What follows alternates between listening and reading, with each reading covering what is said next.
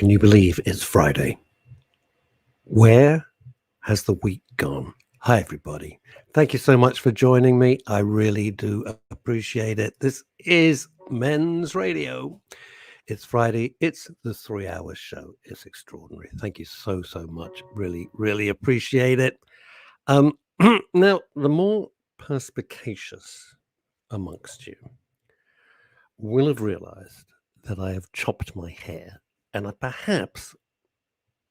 was a little bit too enthusiastic. I've been cutting my own hair since January 2020. I thought, well, I'll give it a go. And then the pandemic came and you couldn't go to a barber's or anything, right? So I bought some bits and bobs and I thought, well, I'll do this, I'll give it a go.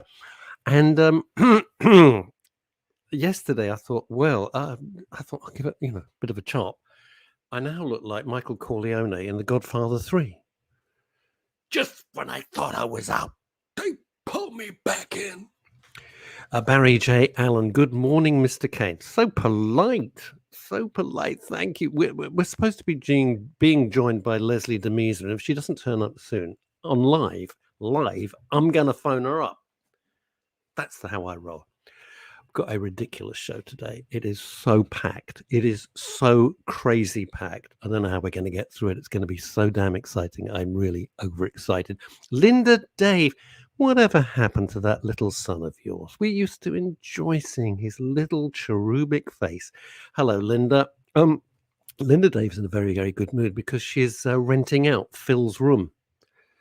And not only that, but she's made a hell of a profit because she's sold all of Phil's whiskey collection. There is. I don't blame you, Linda. I think you've got to ask yourself, what's he ever done for you? Loads of people are saying, well, where is the little rapscallion? Where is the cravat-wearing, hat-wearing, tie-wearing, velvet jacket-wearing, ludicrous trousers-wearing fellow? He's on holiday, as only Phil can be. Greetings, one and all. Thank you from APA, that's ANA, Psychological Accreditation. Try saying that on just 2 espressos. That's Dave Sleet and all the gang there. They've been so supportive to men's and women's radio station. Thank you very much. It's only Eve Phantom. Crazy name, crazy gal. Hello to you, Eve. Hope all is good. Dave Sleet, in his non-professional capacity, just as a private individual. Greetings, one and all. Yeah, thank you. And Linda Dave, ha ha ha ha ha ha ha ha. So I said to Phil, where are you going? He says, well, I can't go abroad because that's all screwed up. So what I'm going to do, Kimmy Lashmar, I missed Phil, Dave, but hello. Yeah. Yeah, right. Well, I missed Sophia Loren, but hello to you, Kimmy. Blooming shake. So I said, Phil, you going? What are you doing? He says, I'm going driving. This is Phil. I said, where are you going? Oh, everywhere. I'm going all over the UK. I said, who are you going with? What pal? He says, I'm going by myself. That's all I want to do. I want to be by myself. So he's gone off in his little mini convertible and he's literally driving everywhere in the United Kingdom. You couldn't make it up. And he keeps sending pictures and he's like outside a famous venue. It's like that, every picture. Let's dash across to Spain, shall we? The southern Spain. Morning, Russ. Hello, Michael Verby, son of Malcolm and Anita Verby, who were my mum and dad's best friends. Morning, Russ. Dull and rainy today. Oh, no. Oh, Michael, that's, all of us here, we feel really, really bad for you. Dull and rainy today, which may leave me with no option but to watch the whole show. Bloody cheek. So I take it that, you see, this is how life works. Right, gang? This is how life works. He goes out, right? He goes out, and Michael Verby goes out, and he says, I'm just going to visit my sister, Stacey. She lives in Spain. I haven't seen Stacey. She's about 7 or 8 years old. Right? I presume she's a bit older now, because otherwise that'd be freaky. And he said, I'm just going to visit her for a few days. He's been gone months. He's not even bothering to come back. Have you told her? Has she noticed you're still there? And look at this. This is the abuse I get. I miss Phil, Dave, but hello. Whatever, there was a backhanded blooming compliment there. Right, what have we got from Ramsey? my fellow investor. Hi, Ramsey.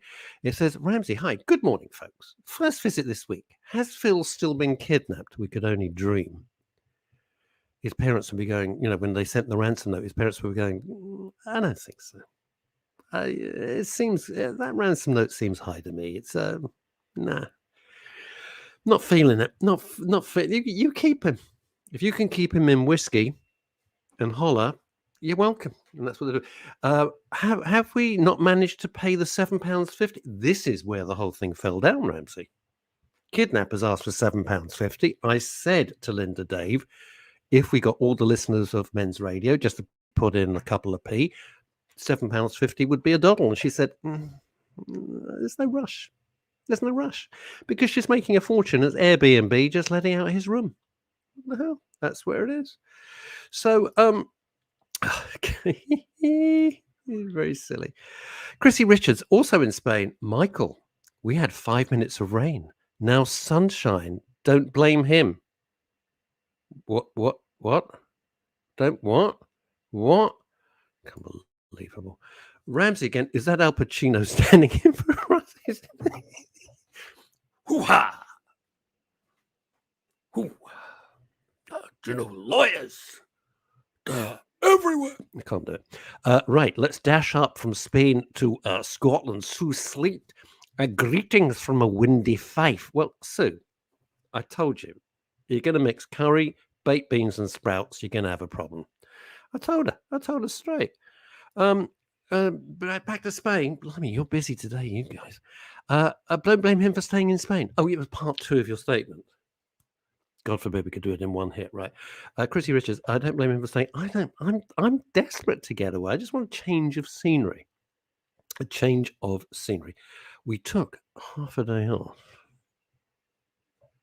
Don't tell everybody. This week we took half a day off and went over to Canary Wharf. Jolly nice it was too. A fraction of the normal people who were there. It was a little bit apocalyptic. And then it kind of, when people were coming out to work. But, if you've never been to Canary Wharf, it's London's third city. It's a city in itself. And quite extraordinary. Oh, Dave Sleet is right. Dave's on the case. It says that was the 7... Dave Sleet, that was the offer to send him back. So Phil would arrive with £7.50's worth of stamps on his forehead. Oh, God's sake. I just absolutely love. Oh, this is so true. This is about Phil. Even when he's not here, he dominates the blooming show. Michael Verby says, I bet he wears driving gloves. Hello to everybody there on Deluxe Radio and Radio Waves and all our pals over there. Something like 62,000 of you listening to the show over on Deluxe Radio. Thank you very, very much. Much appreciated. I'm so glad you're liking the show.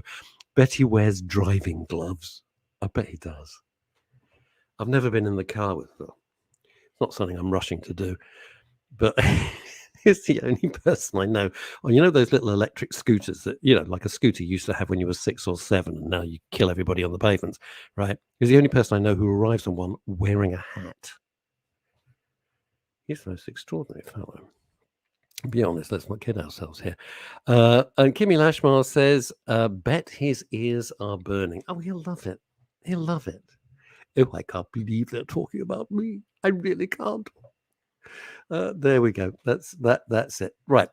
Shall I phone up Leslie Demeser live on the radio? Shall I do that? Should we do it? Let's do that. I think that might be quite amusing. I'm going to phone her up live. Let's just see what happens here. So, see how this goes.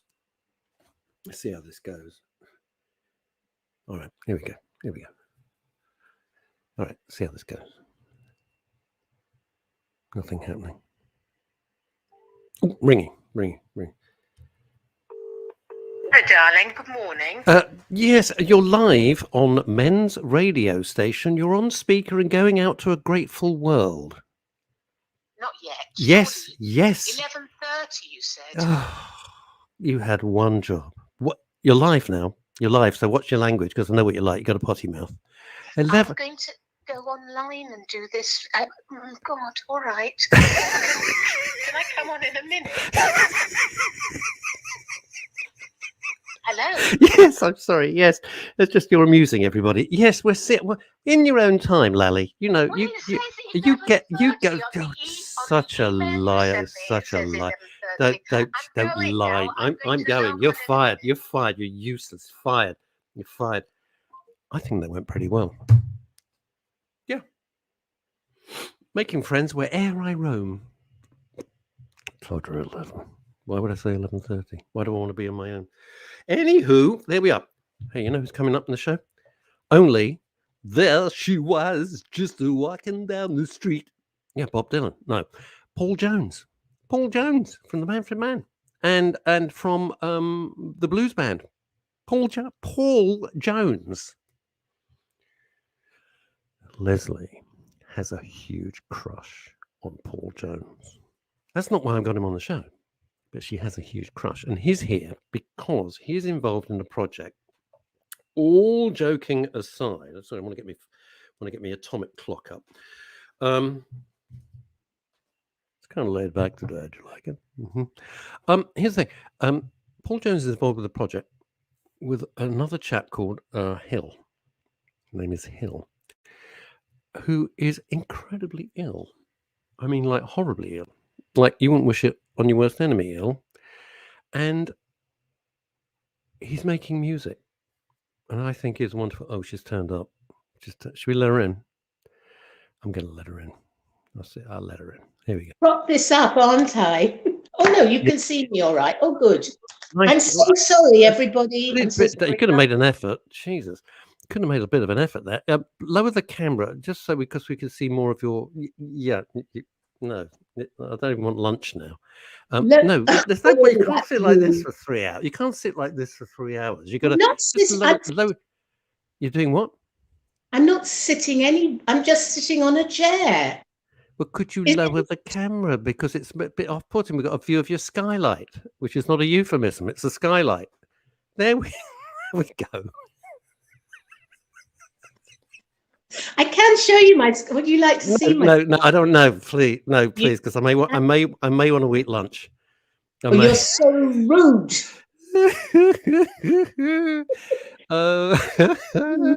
Chrissy Richards from Spain. I was just saying how you rather like. What is that? What is that noise? That is the Ring doorbell letting me know that someone's walked past the front door. What are you in charge of the Pentagon or something? What's going on with you? Indeed, it's very difficult to get in here. Yeah, really not what I've heard. Chrissy Richards says he is gorgeous. We're talking about Paul Jones. Watch her. Look at her face. Oh my God, look at her face. Look, that's the face when I take my first puff of my Havana. Look what I found last night. Guys and Dolls. That was when he was in it in 1982, 83 at the National Theatre. Wowza. That's my program from being there. Get you. Yeah, we're talking about Phil. We're talking about Phil Dave, and we were just wondering. And Dave Sleet says this. Absolutely. Somebody said, "I bet he wears driving gloves because he's on a driving holiday. He's disappeared. He's all over the United. I'm not kidding. He's everywhere in his little mini convertible." Excuse me. I have a mini convertible. Do not take. I wasn't. It wasn't. It just he would be driving along in his big fedora hat. You know. Hello, I'm Phil Dave. Hello, how are you? Lovely to see you. And the wind will be ruffling his cravat. I'm not kidding. And so somebody said, I bet he wears driving gloves. And Dave Sleet, who is like top psychological guy, goes, yeah, I bet he's wearing driving gloves and driving shades. Oh, we'll be wearing the shades. Oh yeah, that's for sure. You know, he's cool. Oh, let's dash up to Edinburgh. Veronica Curran. Good morning, lovely peeps. Well, good morning to you. Wait a minute. Important update. He's not taken the Mini. Oh, don't tell me, Linda. You didn't lend him your Lamborghini, did you? Maybe he's on the bus. Love. No, he can't be on the bus. He's driving like everywhere. He's driving everywhere. He couldn't go on the bus. 381 from Tottish. Yeah, that's the one. I wonder what he's in. Maybe he's in a Bentley convertible. Anyway, there we are. So this is just some of the lineup we've got. We've got amazing. We've got Paul Jones, who I'm saying not only is a lovely child. I did a quiz show with him many years ago. He was utterly charming, and the most infuriating thing about him, he looks exactly the same. He looks the same as the time of like 5, 4, 3, 2, 1. It was the Manfred, and all of that, and all that stuff. A charming man, but he's doing this record. He's doing this project with a chap called Hill, who is horribly ill. That's a little haiku there, I think, unexpectedly, and I think it's a terrific thing. It's a terrific. That's why he's here, and it's all about perseverance, and it's about making the most of your life, and I think that's the most important thing. We've got Konnie Huq. Oh yeah. See what I've dragged you into, the vortex of showbiz, Leslie. But Vortex Blue of Peter. She was Blue Peter. Shall Don't I tell get me. my Blue Peter? Oh, I have a Jesus. Blue Peter badge. You are joking me. Have you? Have you really? Shall I go and get it? Oh yeah. Are you kidding? Okay. Give me a Sure. minute. Now she's gone, we can all have a good old bitch about her kitchen. Now, I'll be honest with you, and this is just me, gang. If I was having a skylight, I wouldn't have it corrugated. I'm just saying. I'm just putting it out there. My significant other has skylights. Clear. Not corrugated. Maybe they're just plastic. Maybe she thought, I'm going to save a few bob. I'm not putting glass in. I'm just going to put some corrugated plastic crap up there. And what the hell? Who's going to oversee it? The world is the answer. Although, I have to say... I'm back. Oh, hi. We're just saying how much we like your skylights. Yeah. And we're just saying how much we love it. I'm so sorry, but you know that I've had all sorts of problems getting online with my laptop. I'm now using my tablet, not the medication. Oh, the medication. That'd be good. That would be good. Paracetamol. I'm using paracetamol. I've plugged 2 into the Wi-Fi. Come on. Okay. Blue Peter badge. Oh my God. If you could keep it still, that'd be no, don't do the dancing badge because all our eyeballs are going all over the place. That's fantastic. Why did you get a Blue Peter badge? Okay. When many years ago, when I was teaching, right. My colleague Alan, with a little help from me, wrote a show which we called Sergeant Pepper, which was based on the Beatles songs. Get you. And we were lucky. We were in the Elstree Boreham Wood area. Mm-hmm. There was someone local that heard about it, blah, blah, blah. They let Blue Peter know, and Blue Peter had the kids from the school on doing one of the songs. And because we were there and in the studio, we were given Blue Peter badges. And originally, I've kept it all those years. How did you manage to keep? How do you manage A, to keep it, but B, why we're all impressed all over the world watching this is how the hell did you lay your hands on it so quick? Oh, what? As in where I keep it in the house? Because it lives in the jewelry box. Wasn't a trick question, sweetheart. It was just how did you? A random thing, a Blue Peter badge. Oh, I'll go and get it. Boom! I thought you'd be gone for 2 hours, but no. No. It is not a random thing. It is a Blue Peter badge, therefore very special. But it lives in the jewelry box. Everything has a place, Russell. I'm very OCD. I didn't realise that. I did I got a future guest coming on,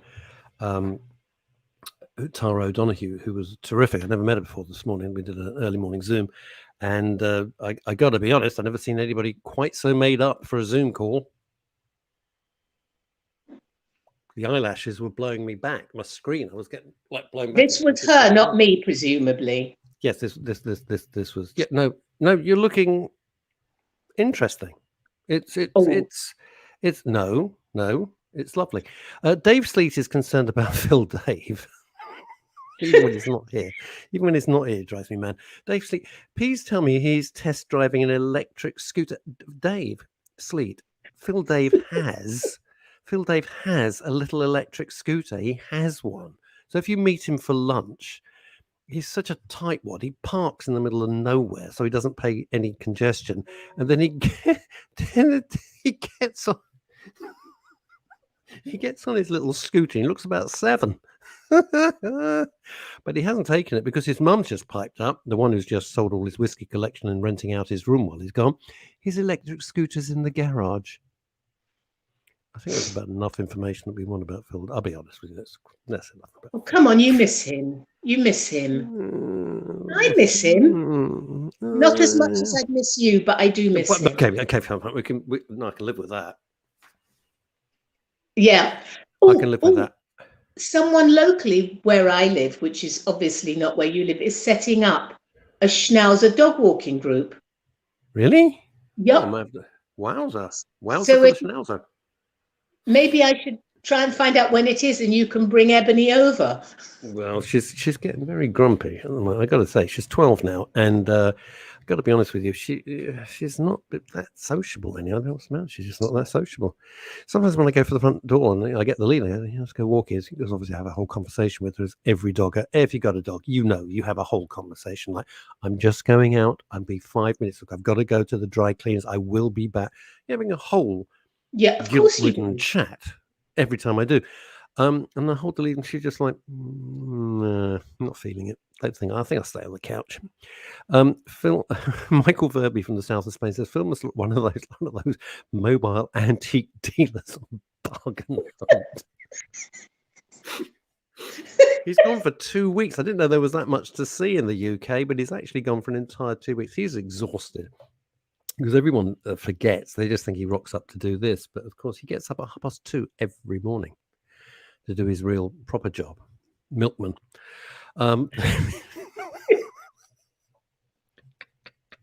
So horrible about him. He's such a sweet he knows, but I've known him forever. He'd be so worried if I was nice.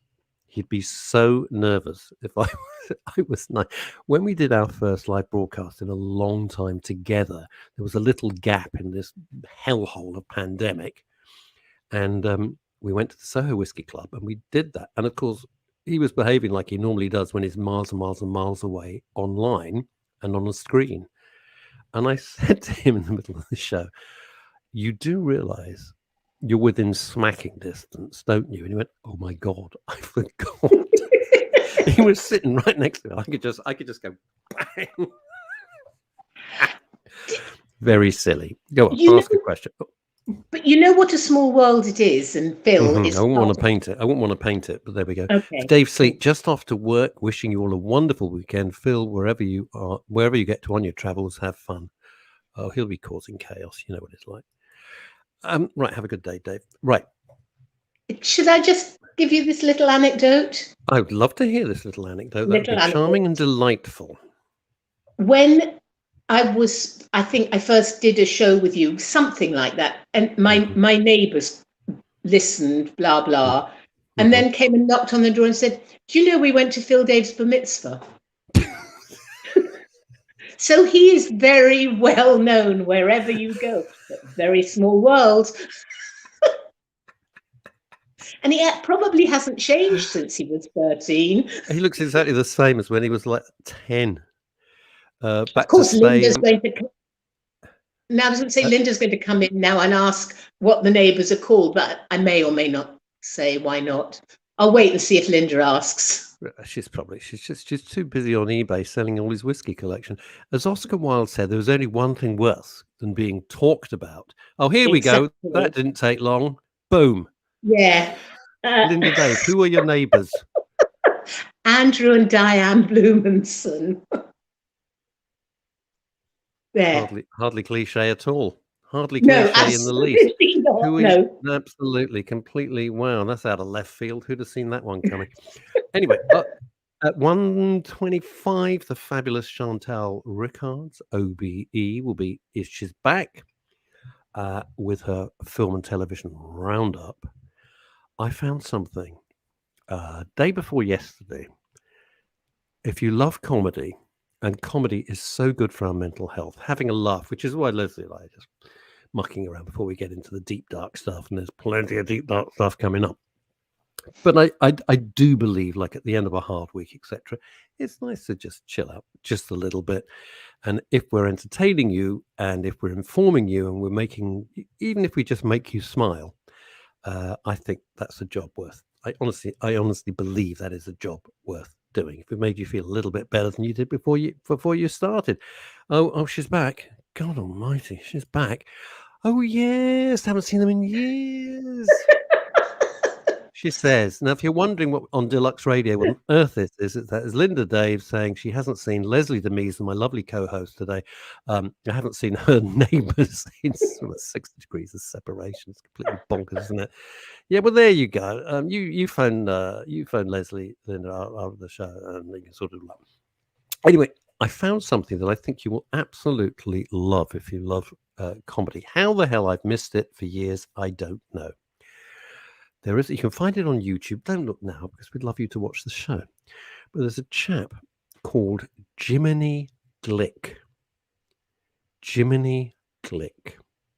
Just go onto YouTube. I'm not saying who it is in real life, and watch it after the show, please. In fact, I'm going to discuss it with I'll discuss it with Chantal as well, and get your television suggestions, because you guys find some of those wonderful things. You do find some fantastic things, so let us know. Jiminy Glick. I was crying last night, and I thought, how have I missed it?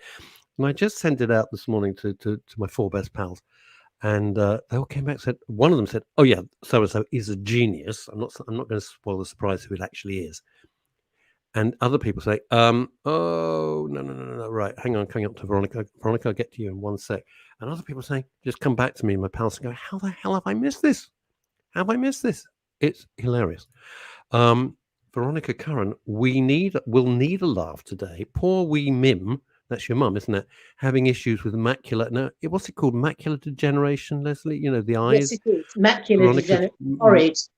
It is. Horrid Well, that's thing, what yeah. Veronica Curran's mum has got, and we've talked about it in the past. Veronica, I am so sorry. It's ghastly. So got appointments for later today. I know some people say, well, you're a mental health station. You know, why aren't you talking about depression and suicide and suicide prevention and all of that all the time? Because to me, mental health requires other things, as well as medicine, as well as therapy, as well as counseling, music, which will be a theme for today, and laughter and humor. Laughter, so important. Just letting go of it all and finding something that, as you say, has you virtually in pain through laughing. I think it's really important. And I don't just do it because I think people might say, well, what are you just filling, because no, I honestly think it is part of our little community that we've built over 2 years, our little community that when it all started in January 2019, who knew it would come to this? It's a dream. It's just lovely because we never knew. And also by calling it Men's Radio Station, it's fantastic that 50% of our audience are women, which is lovely. It was never meant to be an exclusion zone. We're absolutely as inclusive, the same as Women's Radio Station. There's so much stuff for everybody on that as well. It's just the way that they were set up initially there. Anyway, Veronica, wish your mum better. It's a lousy illness. The Konnie Huq situation. Why is Konnie Huq coming on the show? And I will tell you. And this is something so close to kind of everything I believe in, and I didn't even know it was a thing. You've talked about your neighbours. Having good neighbours can make your life lovely, or it can make your life a living hell. People with bad neighbours, tell us your stories, by the way, good or bad. If you've got bad neighbours, it's horrible. It's a constant low level of anxiety and anger and resentment and everything else, because you don't know what these idiots are going to do. And having good neighbours is a joy. Absolute joy. It's a lovely thing. I've been blessed. I've been very lucky, thank goodness, over the years. And there's a good neighborhood, and good neighbor awards have been created. And during the pandemic and going forwards, good neighbors, what a great thing.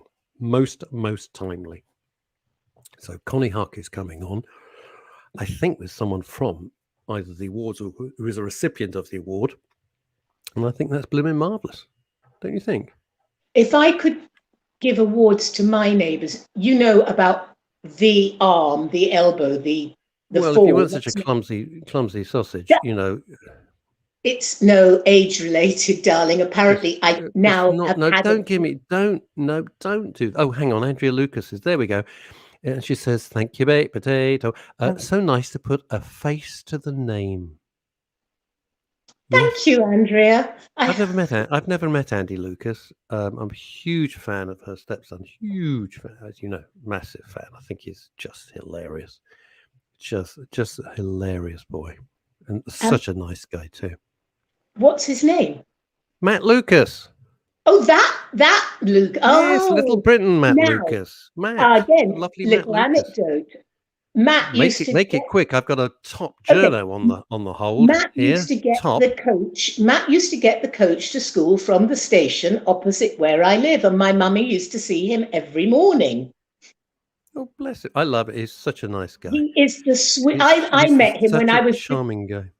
I was doing some work for an HIV charity and met Matt then, and he is an absolute darling. All right. Veronica Curran says she is a wee warrior. Music is so important, therapeutic, emotionally uplifting. Watch a stroke sufferer who has difficulty with his words. He can sing with complete freedom.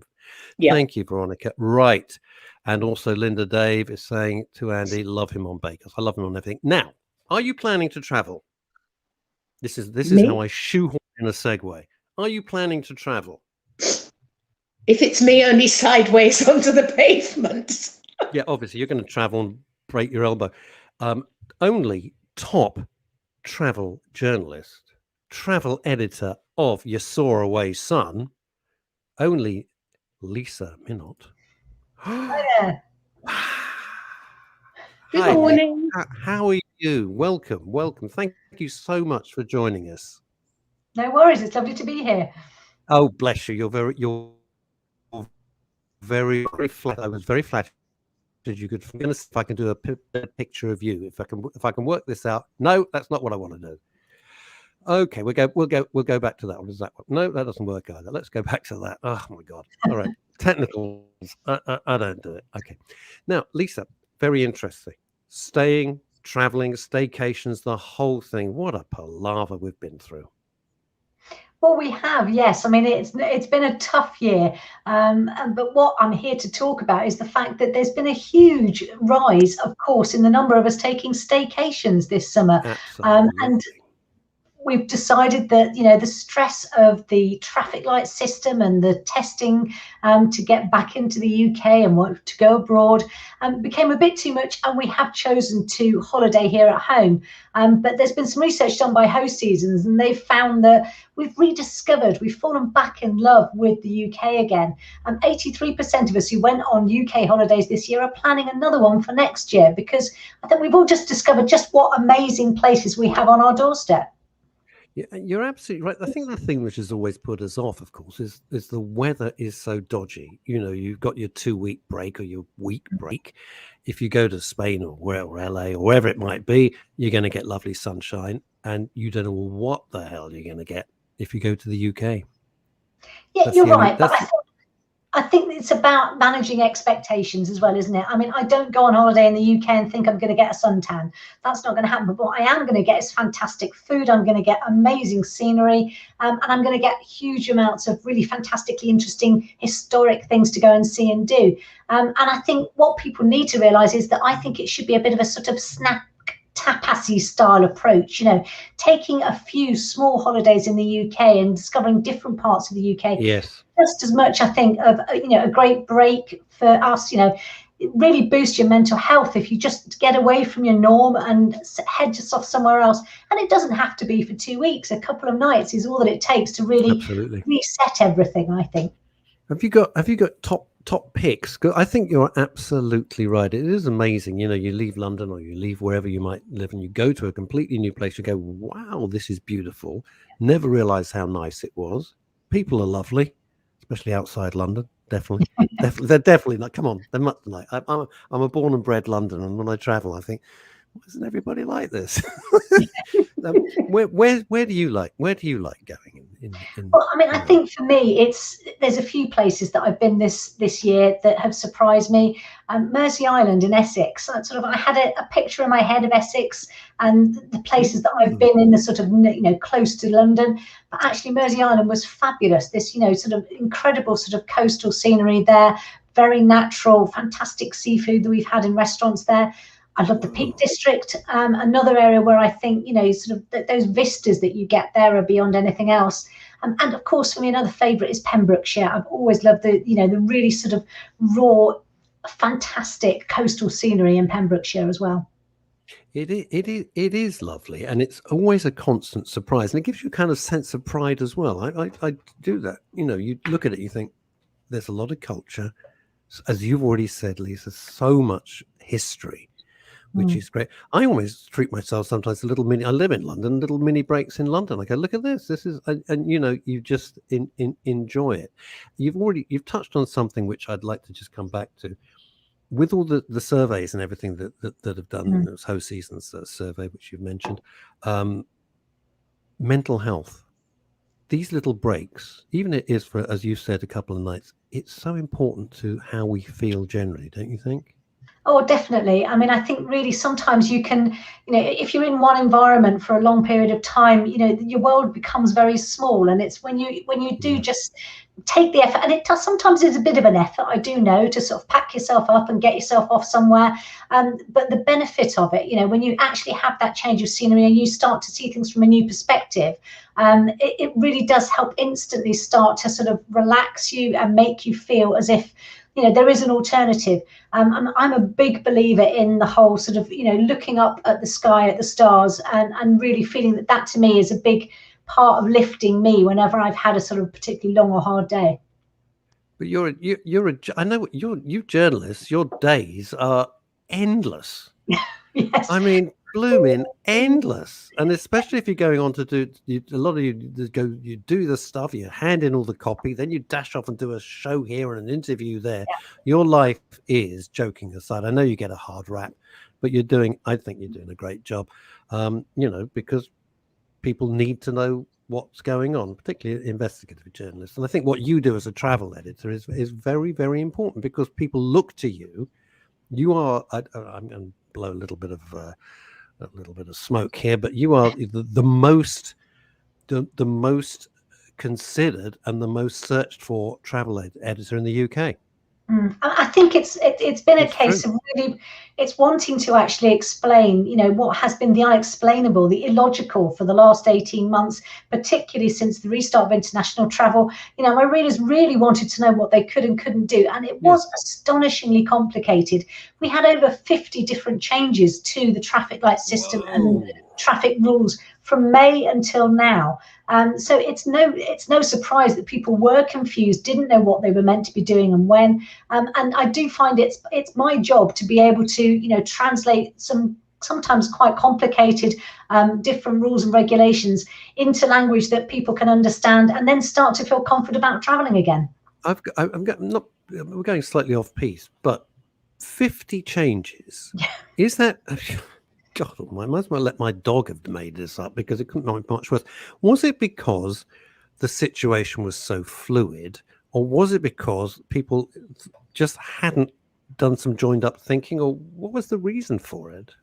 I think it was a combination of that and the fact that, this was a global pandemic. You can't blame the government entirely in that, we had blind sides that came we just weren't expecting. Nobody expected the Delta variant to be quite as devastatingly contagious as it was. So there was plenty of different reasons why it happened, but they definitely didn't help themselves in sort of, this was meant to be the simplest of solutions after the travel corridors, which we had last year. And it turned out to be the absolute opposite. But that is why I think so many people went, you know what, too much hassle to go abroad. Totally. Let's holiday here at home. Because I've had the same conversation, Lisa, and people say, well, I'm going to go here. And I thought the thought of, traipsing around an airport and having 27,000 reams of paper, I couldn't be bothered. And like you, as I couldn't agree with you more. Get in the car or whatever, get on the train and just go somewhere nice, and you don't have to show your papers like you're an extra in Hello, Hello. I mean, it's just, It's too much fun. Do you think foreign travel is going to come back, or do you think people want, and you kind of alluded to it, so maybe I guess the answer, people, once they've got the taste of Britain, so to speak, do you think they might think, well, screw this, I don't need to be sitting on a plane wearing a mask for 12 hours, I'll just get in the car. As I say, I mean, this survey that Host Seasons did, 83% who took a holiday in the UK this year are planning next year. But actually, interestingly, of those who are planning a holiday abroad next year, over half, 52%, are also going to take a holiday here in the UK. I think it really has spiked our interest. We've looked at holidays in the UK. We've enjoyed them this year. Yes. And if we do start to take, our week in Spain to guarantee yourself a bit of sunshine and a suntan, we're still going to want to actually explore in the UK. The places that we've been this year, we only had a couple of days. Let's go back. There was that we missed. We need to go and discover this area. So I think it will be a combination of the two going forward. Do you think the prices, which is the thorny subject, I totally understand. Everybody's living has been devastated. There's the fallout from this is enormous, and we've been talking about it since week 2 of the pandemic on MRS. Do you think the prices are going to settle, or do you think there'll be some taking advantage? I mean, let's be honest here, taking advantage because they've been trashed for 18 months and they think they've got to keep their I don't know, B&B hotel. They've got to keep it going. What's your expert opinion on that? Well, I mean, listen, prices were expensive this summer, but it unfortunately comes down to a basic just supply and demand. You get the same with flights. The more people want to get onto a particular plane, the higher the prices go. And that dynamic pricing happens in across the travel industry. I think the only thing I can suggest is that what people need to do is, yes, you might not be looking to book your holiday abroad right now, but now's the time to be looking and booking for those holidays at home, because therefore you've then got, you've got choice, you've got more choice, you've got deals that are possibly available now. So if you're looking to book for 2022, now's the time to start booking. And with a UK break, you can do that in confidence, knowing that, the pandemic's not going to really throw another curveball into that mix. Precisely. You know what you've done, Lisa, don't you? I'm going to get at 1 minute past 2. My phone will go with significant other. Did you hear what the expert said? Did you hear what the travel editor of the said, son? Have you done a booking yet? No, darling, I haven't done it yet. I'll do it. I'll do it right now after I've cleaned the flat and walked the dog. It'll be. You're absolutely right. You're absolutely right. And also, I don't think that the airlines have helped themselves at all with all I'm not talking about the masks, I'm not talking about all the paperwork, but you've got a bag, it's made of it's made of ostrich skin, that's an extra 50,000 quid. I mean, it's just bonkers, whereas you can load up your car with what the hell you want and not have all this nonsense. That's right. One of the joys of the staycation, literally throw everything but the kitchen sink, or with the kitchen sink, into the back of the car and take it with you. And that's a huge boost for families. To have to sort of restrict yourself when you've got kids is really difficult. So heading off in the UK is a lot easier. What surprised me, I mean, this research found that we drove 317 miles on average for our UK staycation this year. So it's not like we were looking to just pop around the corner. We did some serious traveling in the UK. They always think, don't they, Lisa, that road trip is just an American thing because the distances are so bloody huge. But in the UK, it's really lovely watching the scenery change, getting out of the urban environment, and then seeing everything, stopping off to have a sandwich here, or I'm not going to say a drink because you're driving, well, the family can have a drink. It's nice. You can have a lovely road trip as well. You really can. And that road trip element, actually, it's being exploited by tourist boards across the UK. We've got Yorkshire are doing a road trip around the sort of coasts of Yorkshire that they're planning to do, which looks really interesting. I'm looking to go and do that. And then you've got the N500 in Scotland, and I'm desperate to do that. Yeah, I'm desperate, and one of my kids is a huge motorbike enthusiast. He's very, very serious about it. He's buying himself some, monster bike soon, and the thing that you have just mentioned is exactly what he's planning to do when he gets the bike. Funnily enough, I, a couple of years ago, went with a work colleague. He was working up just outside Inverness, and I flew up to join him. And I hired the car at Inverness Airport, and we took about 4 days, and we drove around the Highlands and went across to Skye and things like that. It was phenomenal because there was no traffic, no other cars, and the scenery. I just cannot recommend Scotland highly enough. It is beautiful and quiet.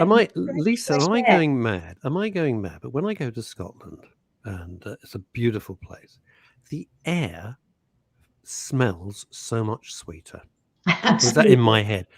It's extraordinary. I think it could also come down to, you know, the native plants, the flora and fauna as well. I mean, it will have, every place has its own very distinct smell, doesn't it? And that's probably very true. It's all that heather. See, I miss the smell of diesel. That's me. I don't know where I am. I'm lost. One more thing, because I know you've got a back-to-back interview, so I will let you go. How are you on like a caravanning and motorhoming? Because believe it or not, I am veering toward not a caravan. I'd rather no, but a motorhome. Yeah. What do you think? Hashtag van life has been a huge thing this summer, hasn't it? I am a caravaner. I've had caravans my whole life. I go on caravan holidays every year. Are you a member of the caravan club? I'm not a member of the caravan club because my caravan is actually sitting in the south of France at the moment. We leave it down there, but we have been caravanners, and I definitely think as a way of exploring the UK, it's fantastic. You know, lots of different, you know, sites and places that you can see and do with your caravan. Motorhome, the only thing with that, of course, is that you're taking it with you. I did one this summer and found it quite a challenge to park a motorhome in some of those small places in Devon and Cornwall. Oh, yes. Yeah. But the caravan club were kind enough. They've lent me once something which was about the size of Sussex with a wheel on each corner, which was just gigantic, fantastic fun. But as you say, you can't park it. And then they lent me a Volkswagen California, which was a sensation. It was like driving a car, but you could sleep and cook and everything. It was great. Absolutely great. Lisa, thank you so much. I know how busy you are. We could talk for ages, but I know you're on a mission. So thank you so much for joining us. Really appreciate it. And thank you for everything you do. Thank you. It's lovely to speak to you. And to you. Bye-bye. Bye. Wow. Scotland, the air is definitely when the big folks talk, they talk to us. Oh, my cousin's joined. Sweeter air, Russell. Sweeter air in Scotland. 100% agree with you. Oh, look at this. This is from right. Chrissy Richards. My friend has a molecular degeneration. She's had oh God. Could you read that? I can't read it out. Well, she has had 3 injections in the eyes, and at the moment, eyes are fine. Is this done in the UK? I do know, actually. Chrissy, I know of a couple of people who have had injections in the eyes. I can say it. I mean, I don't know if it's done here. I'm sure I've heard of somebody that has, but I didn't think it was curable. It may be treatable, but I didn't think it was curable. Frankly, I don't know enough about macular degeneration. You know what? We should try and find an expert and discuss it. Glassy Amanda, funny name. I'm just kidding. Says, with you, Russ, not interested in international travel yet, but my friends are now all going abroad. I'm not up for it because I know that one of my best pals, Ray Gelato, who comes on the show regularly for Ray's Rants. I just called it that, make it catchy. And Ray, of course, has to travel with his band. It's Ray Gelato and the Giants. There's 7 of them. The faff was just he was exhausted when he got back. An absolute pain in the arse of the first order. And Andrea Lucas is with Glassy Man. I'm with you. I don't want to go abroad. Where we got now then? What else? New comments. Hang on, hold your horses, everybody. Hello. We're talking about the eye. Yeah. My cousin has had it on the NHS. Okay. There you go. So it is learning something new. We need a macular degeneration expert or something. Oh God, she's a Francie Warner, gorgeous girly Leslie. Yeah, I'll pop over, Francine, sometime if I only knew where you lived. But you don't need to give her a warning. If the entire football Premier League turns up on her doorstep, she could feed them. It would be a problem. In fact, every single team would be going, Fran, we can't eat another thing. We're full. Please, okay, but can I do my public moan now, Russell? That's, of course, when I feel more able to drive. I'm allowed to drive, but changing gear at the moment is very painful. I can change gear, but it's what would you like me to do very about that? What exactly would you When want everyone me- keeps saying trade the car in and get an automatic, but A, I've never liked automatics, and B, I've only had this Why? car Why 2 don't you like years. automatic cars? They're great. I don't like them in the winter. I've got a manual car. I've got a manual, so I'm with Yeah. you. But why don't you I like mean, automatic? I'd like to change. I'd like automatic. Lack of control in the winter on the ice and snow. I laugh when I see neighbours with automatics and not front-wheel drive cars struggling in the ice and snow, because my little Mini is stuck to the road, basically. I don't know. I've driven automatics. Yeah. They're all right. It's not like real driving. You know what I mean when I say it's not like real driving. No, I do. And oddly enough, all the cars I've had recently have been manual, which is just like so Luddite. But I like low tech. I mean, my car is as low tech as you can get, and I really like that. I know. I've been in it, Russell. Oh yeah, you have been. You have been in it. Yeah. I've also was in another car with you, which was not low tech, was it? Do you remember? Yeah. The red Ferrari. It was. That was such a lovely day. Somebody gave me the keys and let me have you won't believe this, a Ferrari GTO. Oh. One of the rarest Ferraris ever made. And Leslie and I were working together, and I said, come on, let's go for a spin. So we got into this incredible car, worth off the hook what it's worth now. I mean, several million. Several million now. Very, very rare Ferrari GTO. We drove around Regent's Park. It was so long ago. Back to staycations. Well, that was a hell of a car. Although by today's standards, completely low tech. It was just gorgeous, but completely low tech. It was beautiful. I couldn't get in and out of it anymore. Too low. Much too low to get in and out. I'm not going to buy one there. That's it. I was going to get one just to give you a lift, but I'm not going to bother now. Chrissy Richards says Cumbria and North Devon plus Scotland and Dublin. Dublin's on my list. I've never been, which, considering that my significant other is half Irish, is just beyond belief, but we must go at some point. I'd love to go to Dublin. What do we got? We got back to the eyes now, back to Veronica. Veronica is such a loyal and lovely listener, so that's great. Veronica, Mum started with one wet and one dry eye, presumably, but now both are wet and get regular scans and alternate injections. Right, we got our next guest. Hillary, I can see you, Hillary. Are you ready, Hillary? Am I getting a thumbs up? I'm going to bring him on. Here we go. Now this is an interesting story. A complete change of pace, gang. Here we go. Hillary Briggs. Hillary, how are you? Reasonably okay today. Thanks for asking. That's absolutely. My days go up and down. They do. Tell us. I asked that because I obviously was given all the information, and I said I would love to have Hillary Briggs on the show, and here you are. Tell us your background, because it is, and your situation, because it is inspirational. It's upsetting, but it's inspirational. I've been a professional musician all my life, which is I started when I was about 13, so it's about 50 odd years. And I've done that as a profession ever since, recording, writing, and producing people and touring. And would have been about 15, 20 years ago, my mother needed looking after. So end of story, she said, right, I'll look after her. So I moved down to where she lived and looked after her there.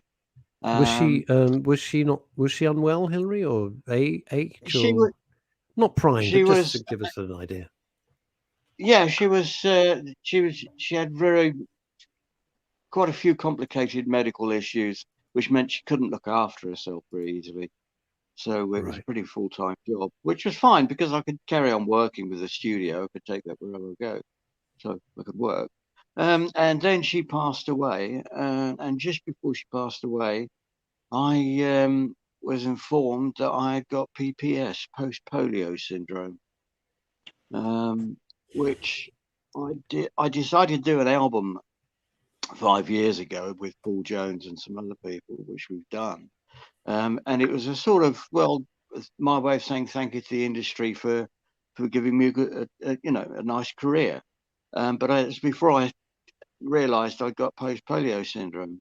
Now, and of course, it's forgive me for saying, Hillary, that's shocking, but polio, we all assume, well, I assumed, clearly wrongly, that it was gone out with like rickets and everything else, that we didn't have it anymore. So what is that's correct. So this is incredibly rare, I'm assuming. There's 123,000 people in this country that have got it. No. That's yeah. Good as far as my God. Yeah, it is quite rare, and the medical people don't understand it. A lot of doctors I've come across in the 20 years of trying to get them to recognise what I had said, "You no idea what you're on about," and they actually had to do studies themselves. What did they? Well, Hillary, forgive me. What on earth did they think was the matter with you then? You didn't have a cold or an ingrowing toenail. I mean, what were they doing? Big Greg Turner. They were looking at the spine. They were looking at things to do with the nervous system, but they were a million miles off. And they were saying, "We're going to operate on your back." And I said, "I don't want operations. I don't need operations." Because I told them I contracted polio when I was a baby, a newborn baby in South Africa. That's where I was born. Right. And that's where I contracted it. And as far as I knew, most of my life, I had. It would show its head occasionally, but most of the time I've been absolutely fine. But then so Hillary, Hillary, let me jump in. You're born in South Africa. Were there less less of an inoculation program over there, or is it just random? You could have been born anywhere. At the time, they were pretty good with polio. It was just accidental. I think one of the nurses must have got it, or something had happened internally. God, jeez. So forgive me for asking. And by the way, I have a golden rule here. If you don't want to talk about it, just say, "Russ, I don't want to go there," and that's absolutely fine. Because it's a conversation. It's not an inquisition. You're with me on that. No. So, what are the symptoms? And before I say anything, Leslie's about to faint. I'm so thrilled he's here, ladies and gentlemen. Paul Jones. Mm. Wow, Paul, hello. Thank you for joining us. Oh, good. Paul, I'm sorry. Paul, I've met you once before years ago. We did a quiz together at Capital Radio. But I have to ask, before I get back to Hillary, I've got to ask you a question. How have you not changed since the 60s? What the hell? Everybody I know, I said, I've got Paul Jones coming on the show, and they go, he looks exactly the same. It's fantastic. It's just fantastic. Well, if I had any information about it, I could give it to you, but I wish. I'm who I am. Hello, Hill. No, sorry. Paul, what's your connection with Hillary here? What's the connection here? Well, people often say, "When did you first meet so and so?" I don't remember when I first met Hill. It was probably too long ago. But I've seen him over the years in recording studios and things. And I distinctly remember a few years ago when I was on tour in Scandinavia with my blues band, Mick Taylor was also on tour with his band, and Hill was playing in it. And it's at some point we wound up at Hill's house, putting some instruments on some songs, or even writing some songs. Wow, it's fascinating. And if you've just landed from the moon and saying who's Mick Taylor, he replaced Brian Jones in the Rolling Stones. He was a fantastic player, and still is. Hillary, I was about to ask before Paul joined us, and as I said, if you don't want to go there, don't. What were the first symptoms of what you had? Because you just think I'm unwell, or was it specific?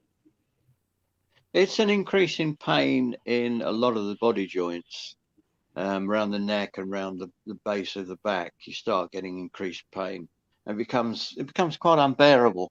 Then it's a downhill journey. You start to lose the use of all your muscles, get worn out and they disintegrate. So what happens is you're going on a journey of losing your muscles, losing your nerve endings won't get replaced. Once they've gone, motor neurons die off, their body can't replace them. So you're constantly dealing with nerve issues and stuff like that, and you get totally exhausted. I can be right now, and in 5 minutes I could be totally wiped out. Really? Gosh. And you're still, because I read your resume, of course, which somebody kindly sent me, and you've worked with some huge artists. I mean, this is serious stuff, cream of the crop. One of the first gigs I landed, which was just by accident, really, by knowing people, was Sam Brown when she did Stop. Joe Brown's daughter. Joe Brown's daughter. Yeah, she did the album Stop, and I was involved on touring with that, some of the recording. And that was, I can't remember when that was, would have been 84, 85, I think. God, was it that long ago? Wow. Yeah. I don't know where Paul, where does the time go? 1 minute we're 16. It goes to another world. It's weird, isn't it? Where time goes. But I can't believe how much time has gone. But actually, I look at it this way: we're only here for a very, very short time. We're spending a long time somewhere else. And you know what? As I always say, it's not a dress rehearsal. This is it. This is it. And just do the best you can and enjoy yourself as much as you can, because you're probably not coming back. I thought this was a dress rehearsal. No one told me. Should we change the script? If it's a dress rehearsal, we're going to change the script, Hillary. So this doesn't happen. There's a much happier story arc. That's what we're going to do here. Now you've collaborated, haven't you? Which is why am I right? Yes, I contacted Paul and said, would you come and play on one track? It was initially, because the manager said, we can do this one single and get that out, do it for the charity, and off we go. But then things changed a lot. I recorded the entire album and decided it'd be much better with people who I know playing on it rather than me doing everything. And I contacted Paul, and we ended up writing a couple of songs together. In fact, I think he's nearly on every single track, apart from one, I think. I can't remember.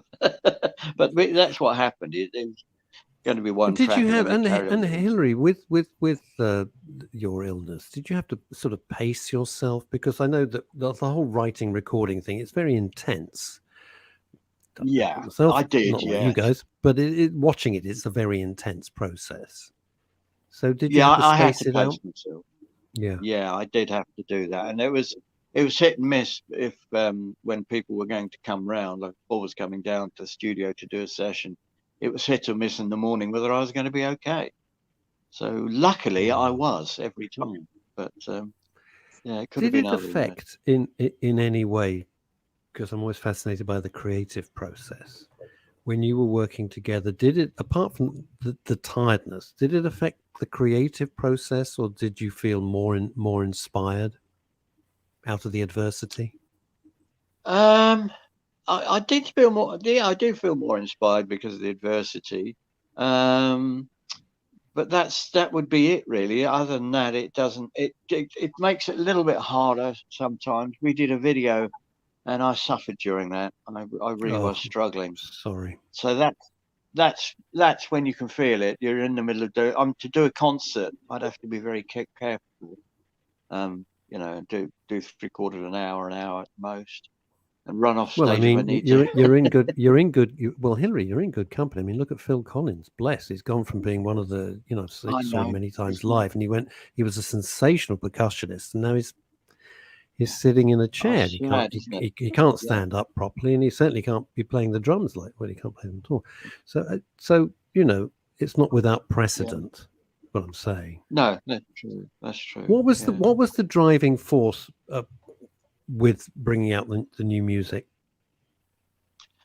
I'd spent so much time just doing music on the side because of the amount of pressure looking after my mother. At the end of it, when my mother passed, I just felt, well, no, I should do something about this. I should put this album out as a thank you very much, you know. What's the name of the album, by the way? What's the album called? It's called He's the Man. He's the Man. Right. And presumably it's available on all the usual, in the old days, Paul, we would say, go to HMV, but no, but it's presumably on all the various platforms that you get all the stuff on these days. Is that right?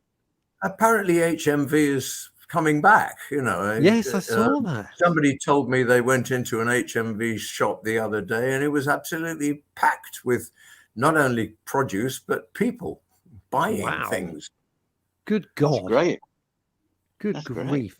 It's interesting. When we met, Paul, a million years ago, you won't remember. Please don't even bother to pretend that you do. But we did a quiz show, and I was like, I was so excited. Paul Jones. I was very excited.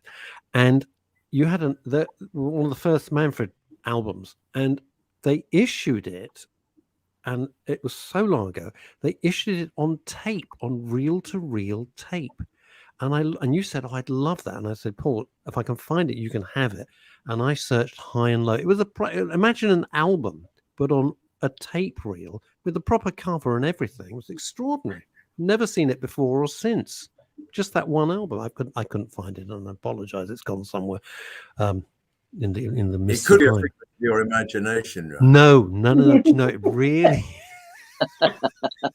I know I'm around the bend half the time, but no, it really wasn't. It's interesting you should mention that, because today an album is being released called 54321, the best of Manfred Mann in the 60s. It's actually out today. Wow. And, right. By the way, that wasn't a setup. I had absolutely no idea. But quite, you know, that's been a long time. But actually, in terms of, you know, living everyday life, the album with Hill has been a long time coming as well. He assures me that it is actually finished, but there may have been.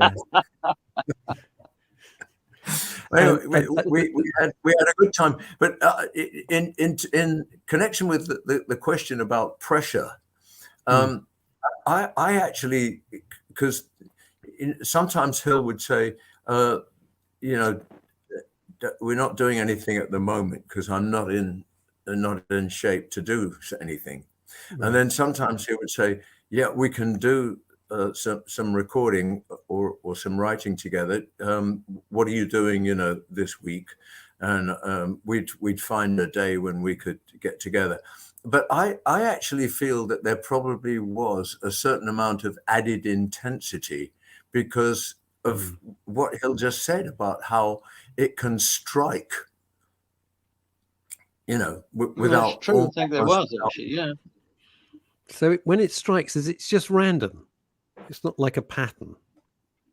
No, it's just random. Now, Leslie, you showed me something. It sounds ghastly. It's not where I'm going at all. You showed me something when we were chit-chatting at the front end of the show after I woke you up. Have you got it still there? Of course, I still got it. Show Paul. Can you see? Oh, guys and dolls. So, can I be your Sarah? Please, can I be your Sarah? Unfortunately for you, I have been married to my Sarah for the last 35 years. Oh, I know that. Yeah, but Paul, you haven't met Leslie, and Leslie lives in Hope. Always. But when Russ told me you were coming on the show, I went, oh my God, I saw him at the National. He was Sky Master and blah, blah. And it all just started pouring out. And I so vividly remember that production because it was the most brilliant production. I saw it twice. I saw it once with Ian Charlson and once with you. I saw it 7 times with Ian Charlson. And when I saw it once, I was at opening night, because Richard Eyre, the director, doesn't like to sit in the audience on his own opening nights. And he said, "Would you like my ticket?" So I said, "Would I what?" I watched, if I must, the opening night of Guys and Dolls with, of course, Ian Charleson. And then, and then I joined the company and we did The Beggar's Opera. And then Ian Charleson decided he'd had enough of Sky Masterson. And Richard Eyre said, would I like to take over from him? And I had this thing where actors always say, if you're taking over from another actor, don't watch him. A bit late. I'd already watched him. So I thought the second best thing you can do is watch him another 6 times and try to get, beyond or through or past what he does. And so I actually watched Ian do it for another 6 times. Absolutely brilliant. And anyway, so I tried to do my own thing as well. But anyway, it was wonderful and a completely unforgettable section of my life. I can't show the program, the brochure, like Leslie can, but I do remember it just popped into my head. Do you remember, Paul? You played it was like in the Victorian times, and it was a soldier, and it was like a murder mystery, West End play. It was fantastic. Oh, it wasn't really a murder. It was more. It was equally unpleasant. But anyway, yes, it was called Conduct Unbecoming. Unbecoming. Oh. Yes. It was terrific. Which is the first 2 words of the phrase "conduct unbecoming an officer and a gentleman," and it took place in the army, the British Army, in India in the 19th century. No, yes, the 19th century. Yes, it was the 1800s, wasn't it? Yep. Maybe early in the 20th. I don't know, but it was a period piece, as you rightly say, and that took 2 years of my life as well. It was tremendous, and that night, I remember it vividly, and I remember the end scene and everything. You got a standing ovation. It's a kind of magical thing when that just works. There's no rhyme or reason why it does, and the audience were just. There was this wonderful interaction between the players and the audience, and you got a standing ovation that went on and on. And to this day, I remember the cast members looking at each other with that look of, 1, this is great, and 2, what did we do that was so right tonight? When it was, I could see that you look like it was a sort of look of was not astonishment, but like, wow. They really, really loving it tonight, and I remember you looking at each other. It was funny how these things are burned in your memory. Yeah. Well, I don't suppose I remember that particular night, but I spent a lot of time being astonished in those days, because that was not quite my first ever job in the theatre, acting, but it was only the second. And so everything was fairly new. And yeah, I guess I would have been looking around at people going, this is all right, isn't it? Quite a bit. Now, we concentrate a lot, which is why I wanted Hilary on the show, about health. And while we've got you, Paul, because it's a delight, you were the first, it's the first time I ever heard the phrase microbiotic. And I remember, like, you were into eating microbiotic food decades ago. It was actually macrobiotic. Yeah. In other words, it's a very biotic. And did you stick with that? It was something that happened in the 60s, and lots of things happened in the 60s.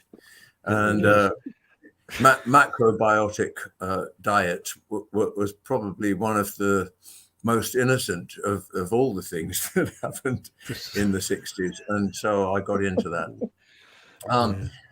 I still eat healthily, but I'm not sort of, I'm not still in touch with macrobiotic diet. I don't know whether other people are. I mean, there's all kinds of stuff going on nowadays, isn't there? Precisely. Nowadays, it's become really confusing because on Tuesday, someone will tell you that there is nothing so wonderful as soya. And on Wednesday, someone will tell you you must avoid soya at all costs. And so I take no notice of any of them anymore. Paul, I couldn't agree with you more because, you know, you always read in the papers like, drink a glass of red wine, it's great for your health. And then the next, as you say, the next, drinking red wine, what's the matter? If you've gone crazy, what's the matter with it? Drink coffee, it's good for your heart. Don't drink coffee, it'll kill you. So it's all of that. It's all of those. I just think everything in moderation and you'll be okay. What do you think about that, Hillary? Everything in moderation?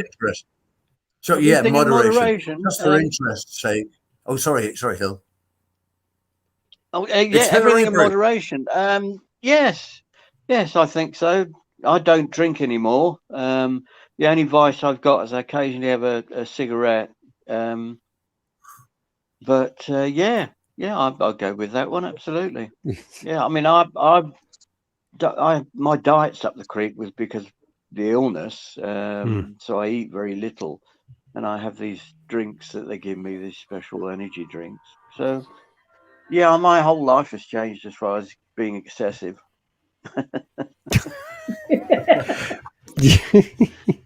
I've given up coffee, actually. I gave it up years ago. No. Yes. But that's all right. I drink green tea. Oh, Paul. Ooh. I can't live without coffee. I've absolutely got to have coffee. I know it. Do you feel better for it? Because it's people always look. What should people do? What do you feel better for giving up coffee?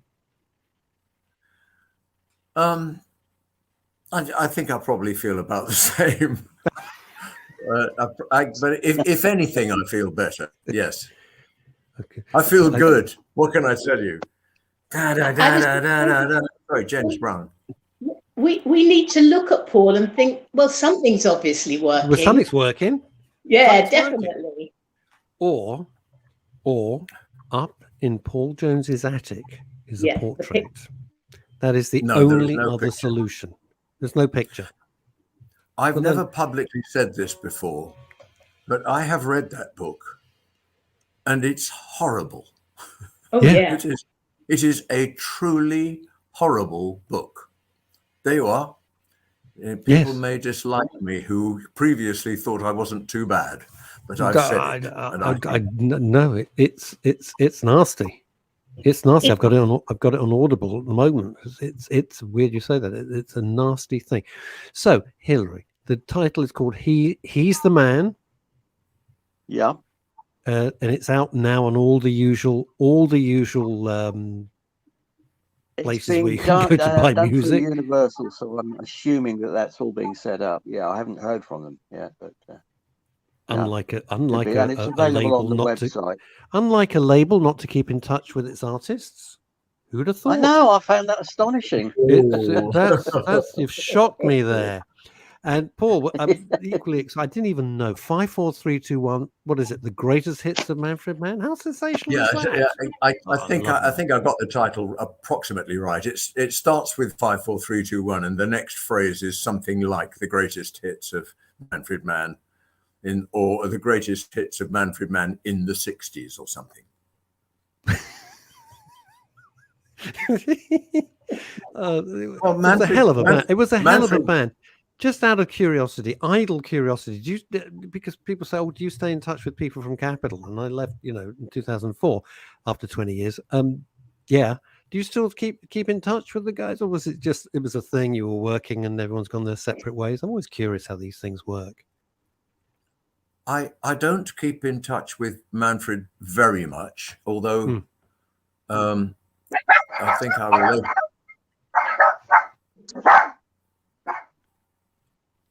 Is that at your end, Bill?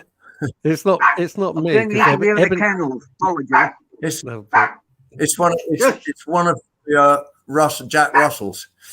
Anyway, oh yeah, they're quite yappy, aren't they? that's enough out of you. Yes, there's Jack enough.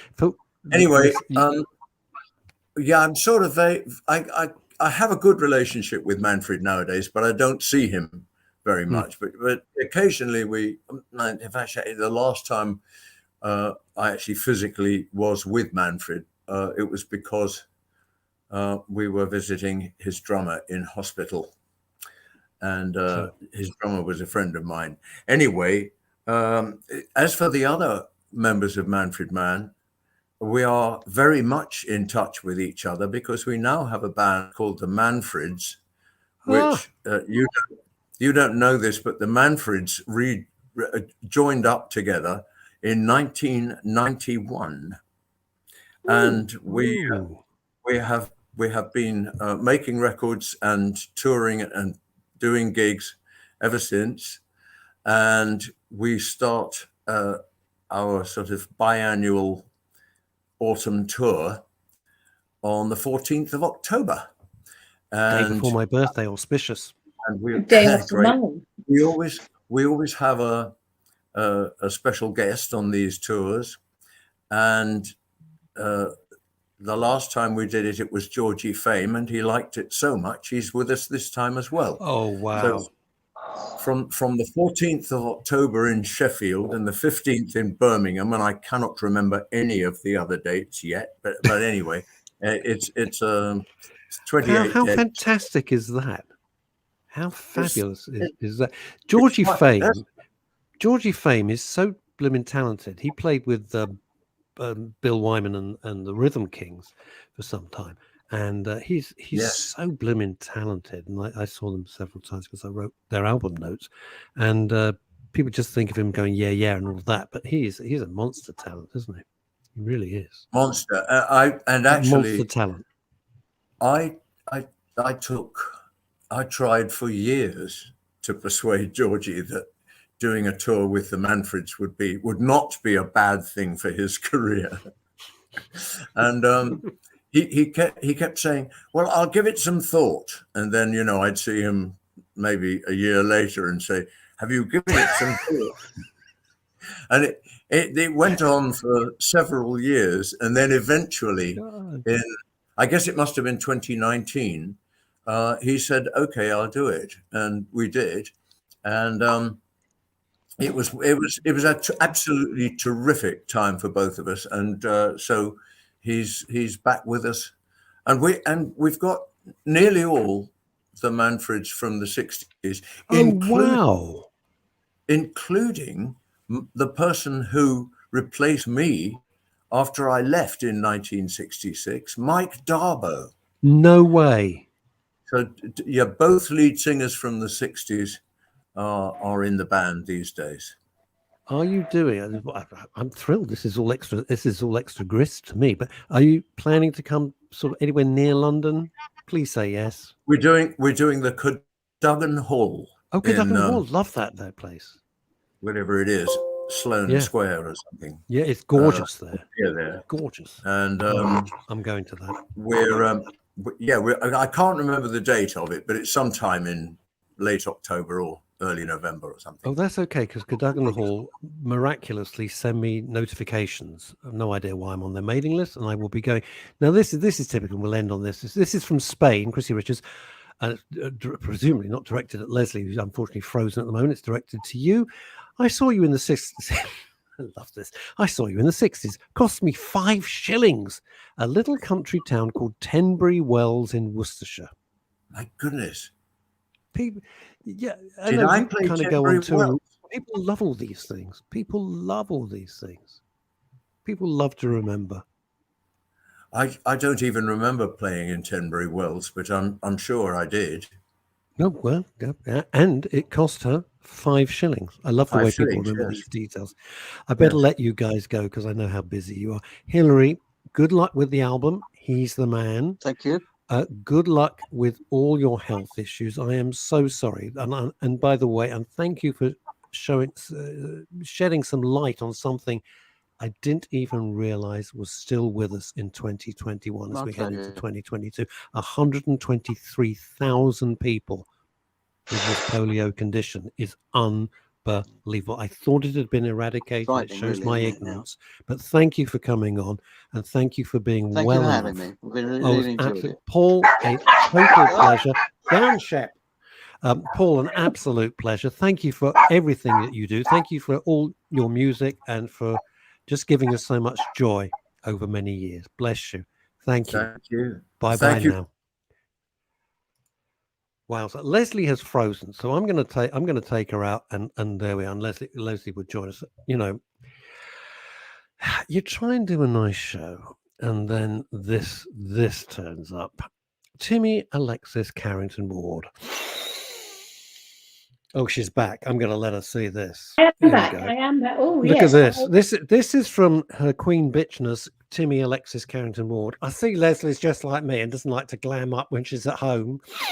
I said it.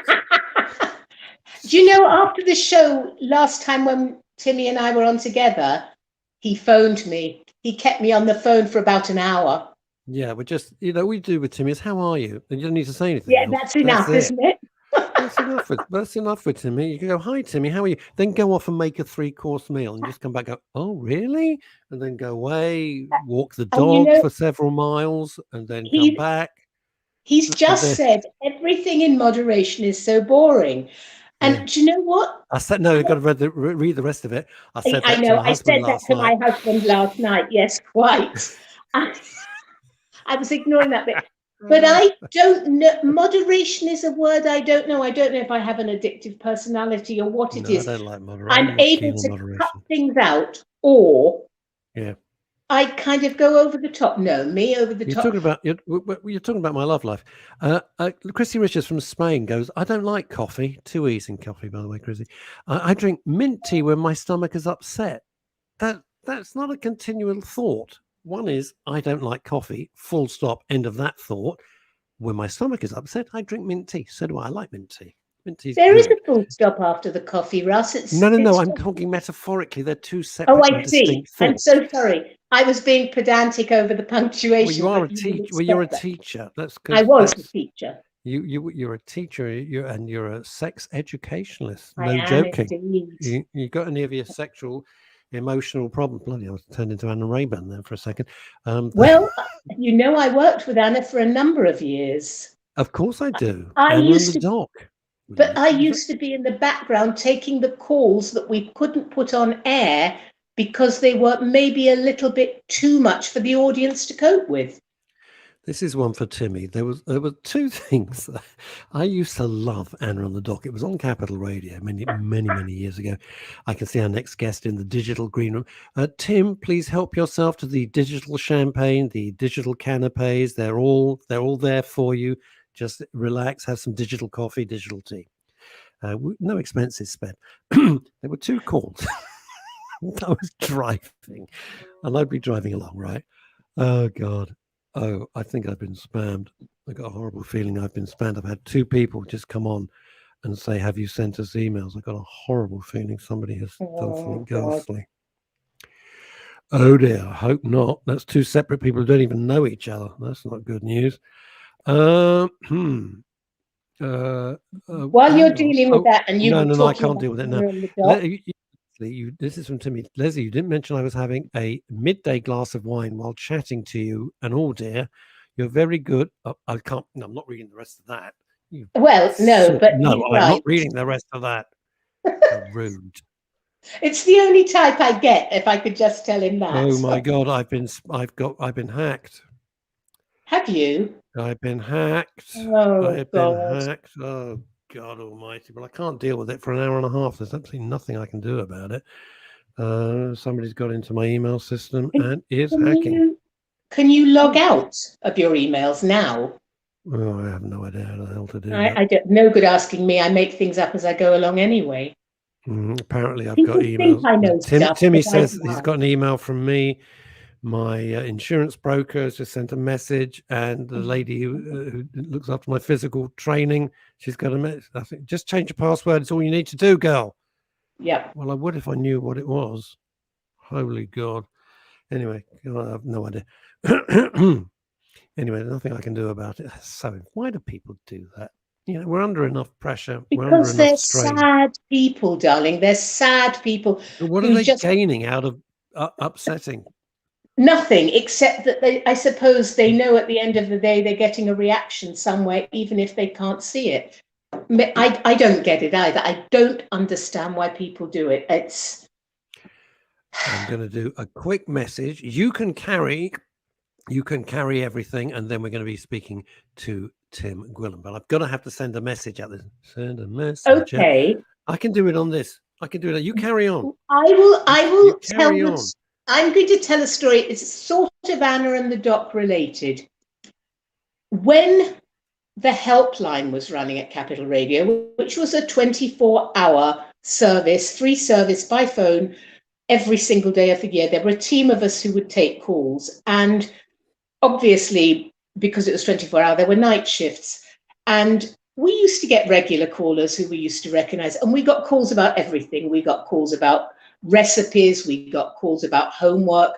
We got calls about rent and rates and goodness knows what. But we also, I guess, as you would imagine, got the occasional, how can I put it, odd call. One evening, one of my friends, really lovely woman who, funnily enough, went on to produce Chris Tarrant, the lovely Annie O'Neill. Annie got a call. We love Annie O. Annie got a call one day from a guy who was asking, she thought something about banking, and he was going on and on about different things. And she said to him, look, there is a service that exists that can act on your behalf, and you really need to contact them. And she looked it up. And in those days, we didn't have computers. We just had our filer faxes. We had Citizens Advice Bureau files. We had all sorts of things. And she gave this man the phone number of the banking information service, to which his response was, no, dear, I didn't ask about banking at all. And I will never forget that, because she and I were completely and utterly beside ourselves. She really misheard him and talked him through the whole thing. But then I had a similar type of incident, mishearing, only mine wasn't naughty. It was somebody asking about, I thought, a crutch for a rabbit. And what? He was talking about, yes, he was talking about the rabbit had a broken leg. And I thought he was talking about needing a crutch for the rabbit. Oh, poor man. About half an hour later, I realized he was actually needing a hutch for the rabbit to stop it running around. But I was trying desperately to work before out how could you teach the rabbit to use to bring up, well, just hop over here. Now, before we bring on Tim, my two favorite Anna Rabin and things with this. Yes. Somebody phones up and goes, hello, Anna. She was really pretty formidable. She was pretty formidable. I'm going to bring Tim on so he can see this. So here we go, Tim. There we are. How are you? How are you, sir? Nice to meet you. I'm all right, thank you. I'm just going to tell you this story, but I didn't want to see you sitting there all lonesome. Okay. So he said, I've got problems with, and she went, hello. And he went, well, I've got problems with my back passage. So Anna Rabin goes into this whole long thing about being careful with that form of sex, and did he use lubrication and this, that, and the other? Nothing to be ashamed about. And she went on and on for several minutes about this in great graphic detail, as only Anna Rabin could. And then she ended by saying, "So, Fred, or whoever his caller was, what is the main problem with your back passage?" And he goes, "Well, there isn't room there for my bike." And she was livid. I had to stop the car. I was driving home and I was laughing so hard that I couldn't drive the car. It was fantastic. I'm just waiting for the fabulous Konnie Huq to join us, as if it wasn't huge enough having Paul Jones and Hills on us. We're just waiting for Konnie Huq to just connect up. Tim, it's all about this new award thing, which I'm very excited about.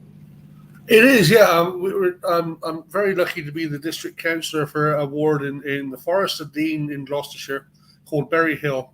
And we've today it's been announced that we've won the Neighbour of the Year award from Next Door, which is thank you very much. Next Door is and I think it's great coming from Next Door. That's because that's what they're about. They're about communities. It's not one of those awards that quite often an organisation gives out because it's been a tough year. We've been given the Communities Award. This is actually somebody that concentrates on it. They are about neighbours. They're about communities and making communities link together. So for that, I'm really proud of what the residents and the community in my patch have done. Well, I told you this was a star-studded show. I mean, I've pulled out all the stops today. It's only get ready with that thing that you showed me earlier, Leslie. Please get it ready. Right? Not the program, the other one. It's only Konnie Huq. And she appears like magic. Hi, Konnie. How are you? Hi, I can hardly hear you, and I don't know why. Okay. I can't shout. It'll upset the dog. I would, but, you know. I can hear you if I put you to my ear only, but then you okay, get that sounds to my ear. I tell you what, it sounds attractive, but give it a go. Please do. Hang on. Now, before we go... I've put you to my ear, so now I can actually hear you. No, but we can't see you now. But do you need to see me, or do you need to hear me? We need to see you. We love seeing you. This is well, I don't understand why the volume is so low. I don't But we know. can hear you beautifully. I promise we can hear you so well. Okay, but you can hear me, but I can't hear you, so I don't. You'll have to type maybe questions in the chat or something. I don't know. Oh my God, no, I can't do that. No, it's fine. We can see. I can't. Can you hear me?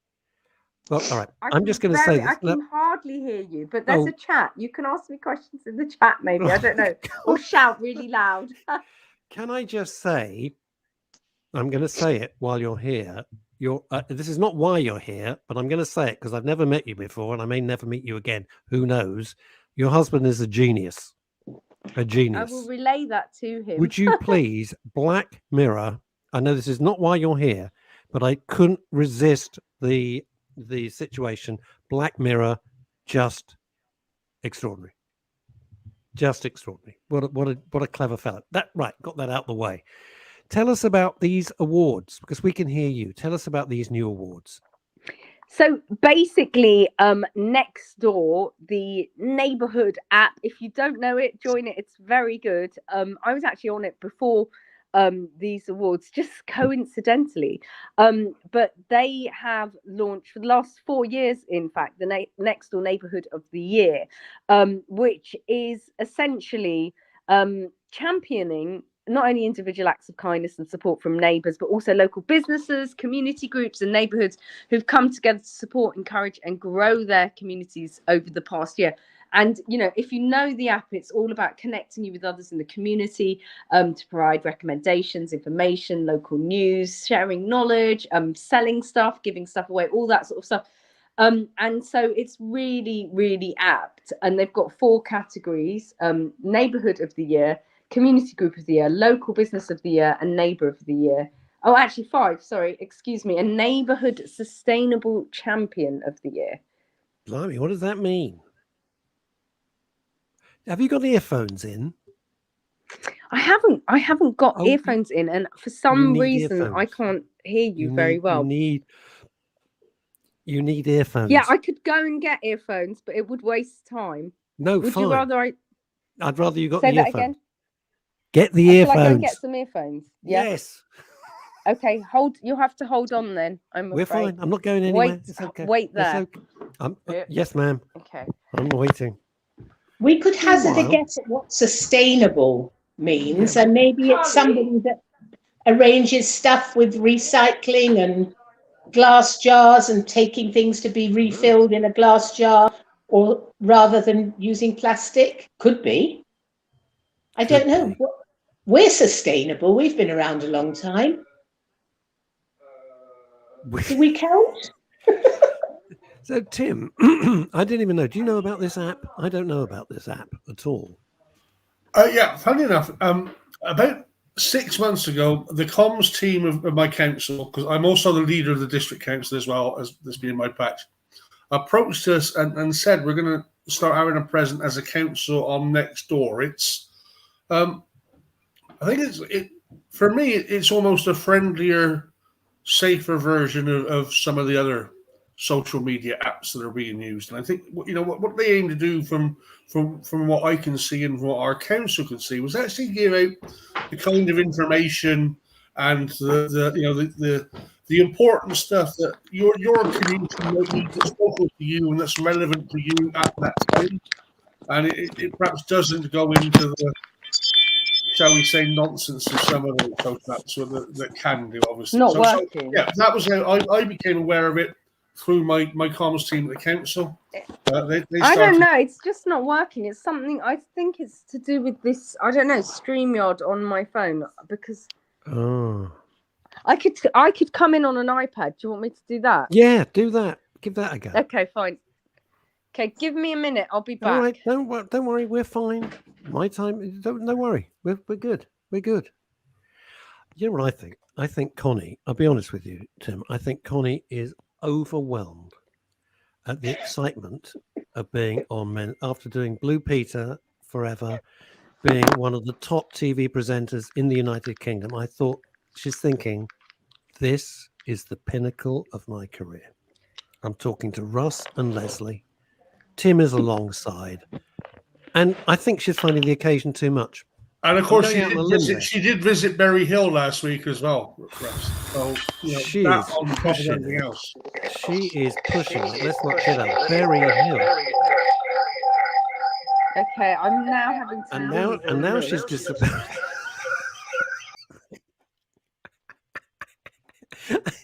People say, are the shows live? I go, hazard a guess. Right. Hazard a freaking guess, you muppet. Right. Here, let's try again. Calling Konnie Huq. Calling Konnie Huq. Can you hear me? Yeah, and I don't even need headphones, so this is progress. This is good. I think this is good. Well, we can hear you beautifully. We can see you magnificently. Good. It's all looking and sounding fine. Good. That's okay. All right. Hello, Connie. I thought. Hello. Pretend we can edit the rest of it out. Don't worry about it. Right. Leslie's got something to show you. I love a bit of editing. Go editing. Yeah, it was all good. Now, Leslie. Yes.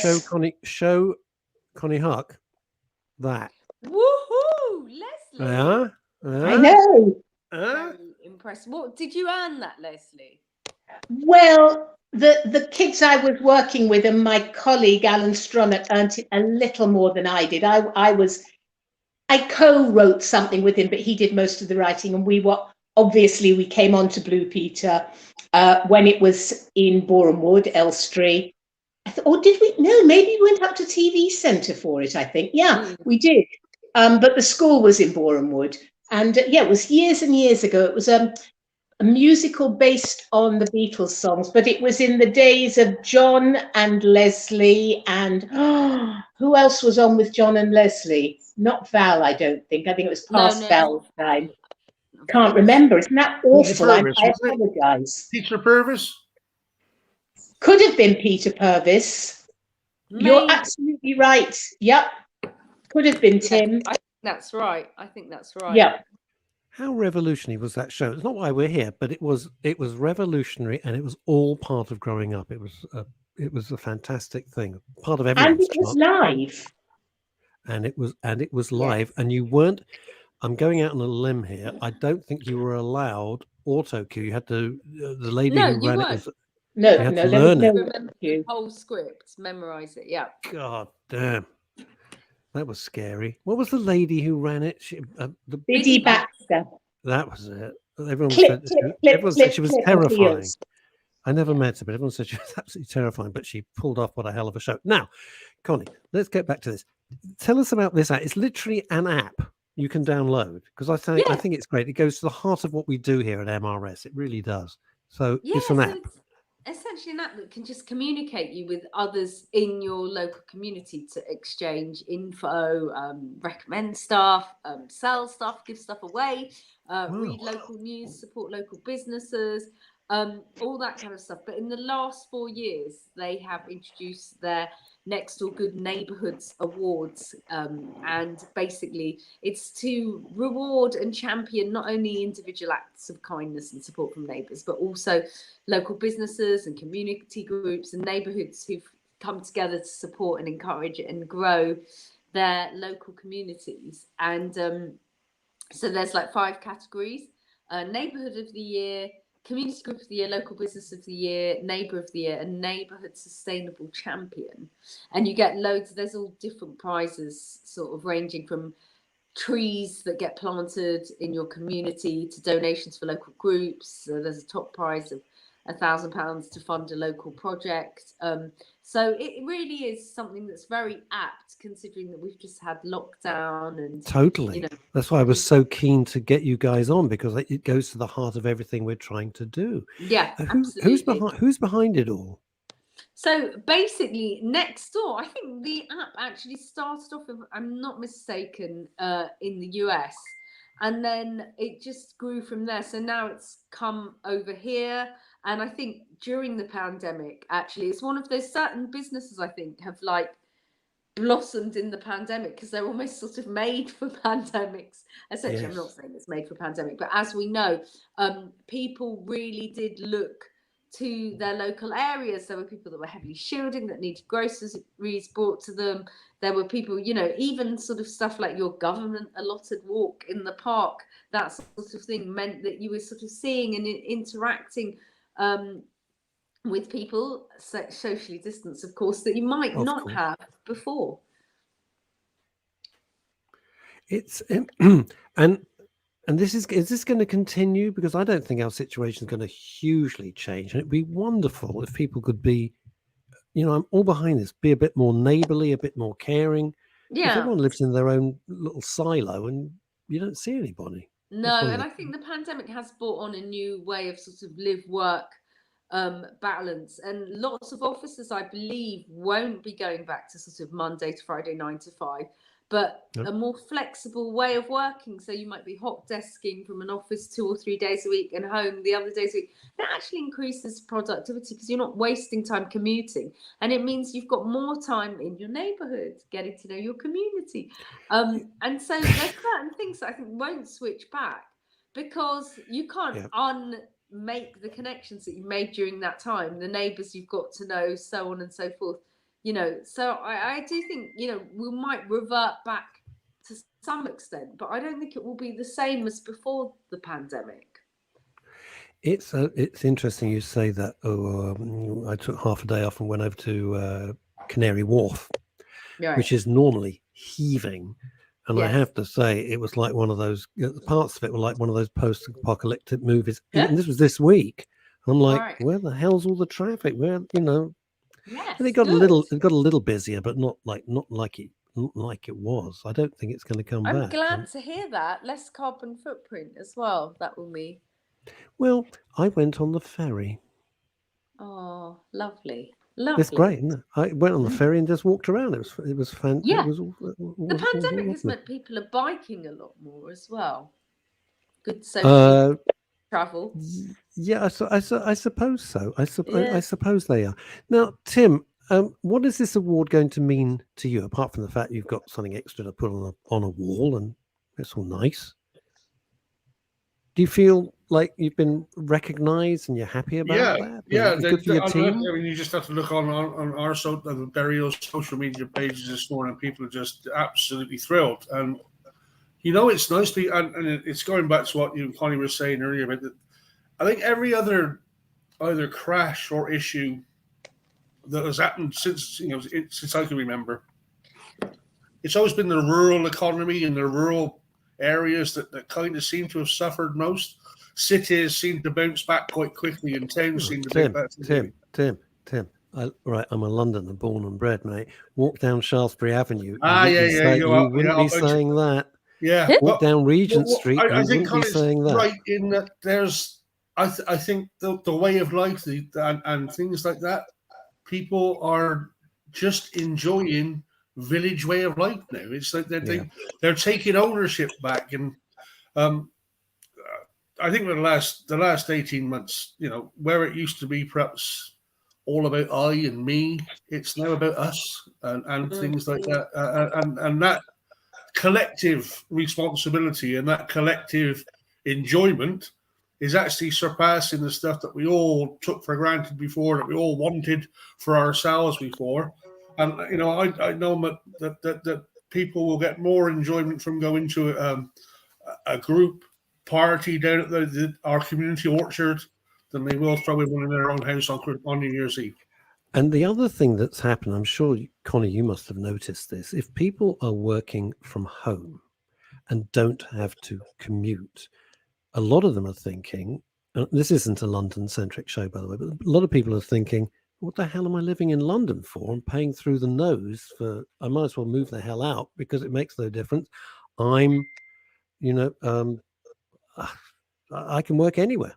I'm working remotely. And I think lots of people have been moving out. Actually, I know there's several people from my kids' school that have moved out of London because better quality of life, bigger property, more space.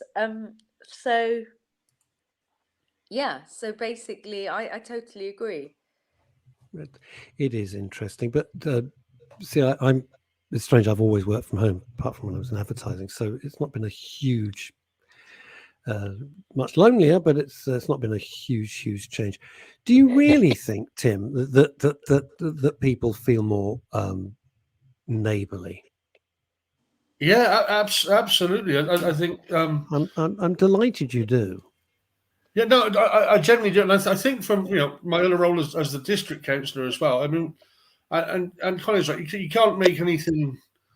There's hardly anything positive out of a pandemic or anything like that. But if there is something, it's rubbish. Positive, yeah, it was. It was pretty bloody awful. It still is. Yeah, but something that is coming out of it is, I think, this community spirit, and I think it's a real opportunity for districts like mine that wouldn't have had these opportunities to before to say to professional people and businesses, you know what, come to us, you'll have the way of life, we can give you what the life that you want, and you can still go about your daily business.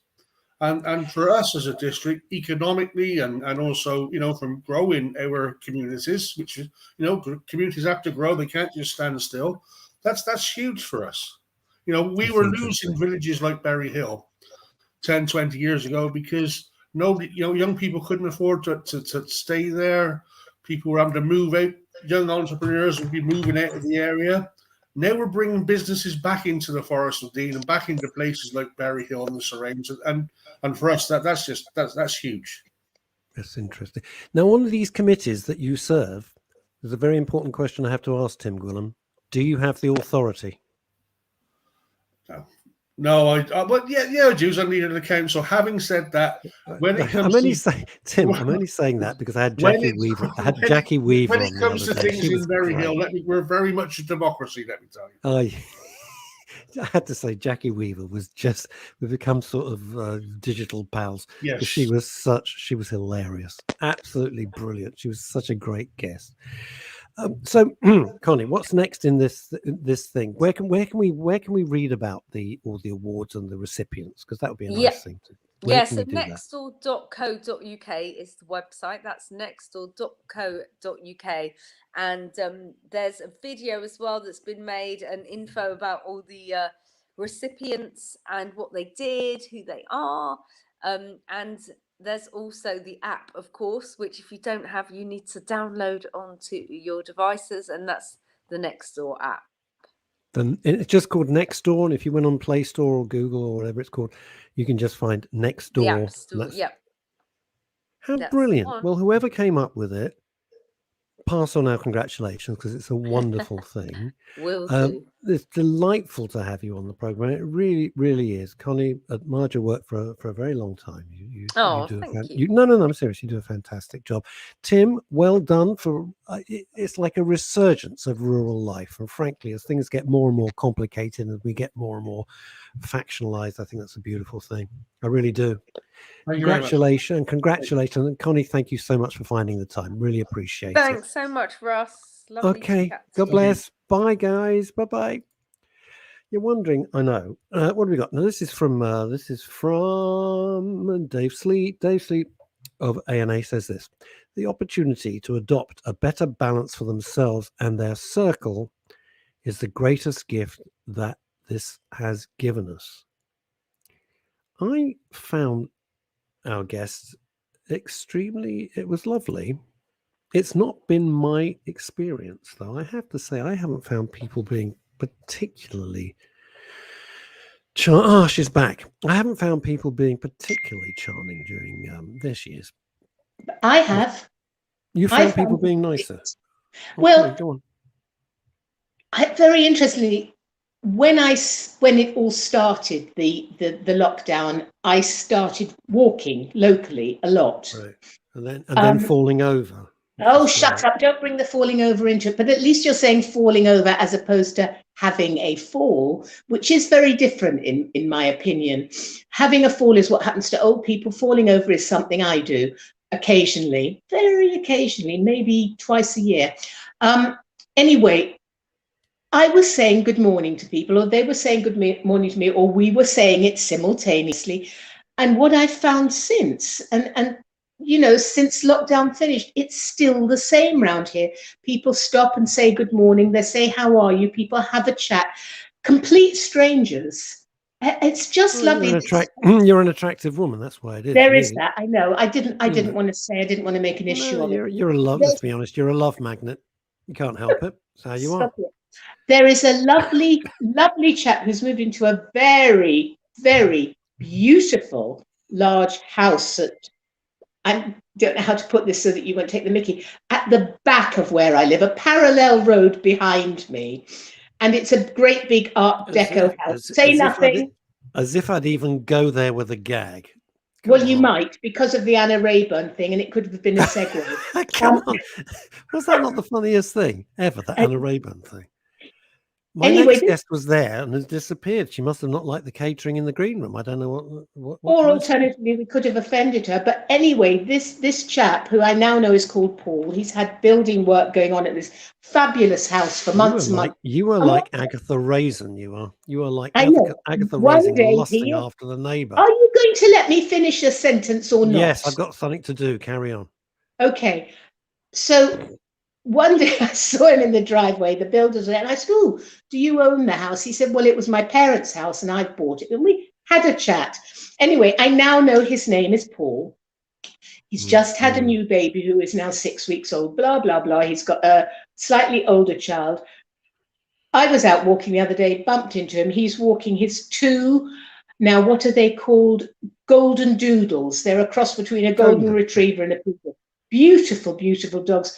And it was the time when the arm was still strapped up. And he said to me, "I know we hardly know each other, but if there's anything I can do, there's anything you need, please let me know." And I have to say, not just him, this virtual stranger, but neighbours, people locally have been, it seems, much nicer, unless it's because we've all been around more and you can't always avoid people. I don't know. You live far more centrally, Russ, than I do.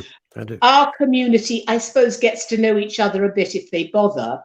It's not an anonymous place. No, the shopkeepers will know. Walk in. It doesn't matter. Hi, Russ. How are you? You know, and it's like in my little supermarket. I haven't been to a major supermarket like a Tesco's. I haven't been for nearly 2 years now because I wouldn't go. I had to go the other day to get something. I'd forgotten how tense it made. I used to be in Tesco like this. It's a giant, huge thing, the size of Somerset, really, and I've forgotten how tense it made me because I'm used to the little supermarket. The loveliest thing, there's a little corner shop, and the guy who runs it is the most. This is all about mental health, giving something back and helping people. The most lovely man called Vimmel, and Vimmel would go, when I say the extra mile, if you didn't have it, I'll get it for you. He would deliver. He's running a little corner shop. I do mean a little corner shop, right? And there was a competition. And unbeknown to him, we all signed this thing. And he got this wonderful letter from Buckingham Palace. And he said, look what I got. I thought, oh, Vimal, you so totally deserved it. And his family was thrilled. I mean, he worked himself to the bone. He really, really did. Quite extraordinary. What we got from Dave Sleet here? The public interactions are would you like to read this, Leslie? Yes, I just put on my spectacles. The public interactions are an indicator of the individual's comfort versus their anxiety. As people get more comfortable, the interaction level increases. So when one's anxious, one is less likely to communicate. Yeah, that is true. Yeah. That is true. And you know me, well, you're a communicator. I talk to everyone. I know I embarrass my nieces and nephews perpetually. I have to do it anyway. But by talking to complete strangers all the time, wherever I am. That's quite brave. Well, yeah. Do you feel as a woman, I'm sorry, I'm going to have to go there because go there. As a woman, do you feel nervous or trepidatious about talking to people, thinking you're giving out? You know, you're just being, I've known you forever, right? Since 84. Yeah. You're a friendly person. Do people misinterpret that? Do you know what? I think because I've known you so long, you no longer, you see me, you don't see an old lady, old woman. I'm going to stop you. I'm sorry. I hate it when you say that because I know you've said that. You say this to me a lot. I know how old you are. You've told me I'm not going there. Yes, I've known you since 1984. I don't see anybody different. I see you. Yeah, but darling, there was cosmetic surgery. Let's not pretend. But nevertheless, you and Timmy. I know we've discussed it. Believe me, we've discussed it. But seriously, I actually think, they might think she's a kind of quirky older woman or something like that. I guess, but Russ, apart from that, I guess the fact that I was a teacher, I have taught and worked in schools, not necessarily teaching, but worked in schools across the whole of London, in fact, across England and in Scotland, blah, blah, blah, and abroad. And I've worked with young people. Maybe I'm not afraid of anything. Maybe I just go in just thinking, well, you just have to accept me. And if you don't, it's your problem. So I've never felt intimidated by other people. It's the only person that used to intimidate me was my dad, because he was very scary. Except I knew he loved me, so he wasn't that scary. But can you hear the sirens are coming? Yes. No, they're here. They're for me. Natasha, I can see you in the digital green room. Please help yourself to digital champagne. There's digital coffee there, little mini Danish. Help yourself to everything in the digital green room. Andrea's just written in, Russ, and she said she also strikes up chats with people, or they chat with her, and she often gets their life stories. 100%, absolutely. I've had that a lot. I had that in hospital not so long ago. One of the male nurses came out to me. He told me he'd come out to his parents in February, but he came out to me and he sat and chatted, and I got his whole life story. So it happens. John Ryan, who I love his show. John Ryan, one of our newer presenters on Men's Radio. Hi, John. Very funny man. Terrific comedian. Came up with a great idea for a program. We said, absolutely, love to have you on board. Say hello to everyone you meet, and they generally say hello back. Make it more interesting by wishing them a happy birthday. If it's their birthday, they'll be chuffed. I always do that. I do that. I do. I am too chatty. I am too chatty, but I don't.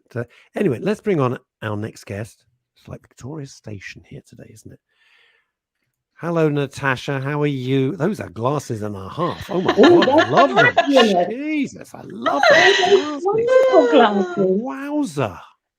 Thank you. Thanks so much for having me. Oh, no, forget all that. Where did you get everyone's going, where the hell does she get these glasses? So there's a website called voogoome.com, and they worked out at about 12 quid, and I got them imported, and they took about 6 weeks to arrive, and then I got the prescriptions filled.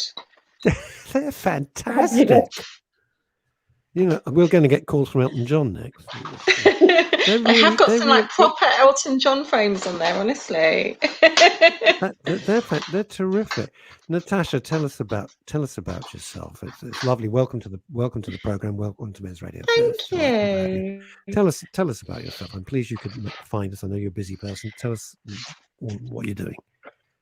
Well, I'm a fashion designer and my label is Dandelion Weatherstone, and I wanted to talk with you because I've got this antibacterial, vegan, anti-slavery policy post C-section and post abdominal surgery brand for knickers, and I really wanted to kind of drum up awareness of what we do, because I've got a no decline policy. If anyone comes to me and says they can't afford the underwear, I get businesses to sponsor the underwear for them. Wow!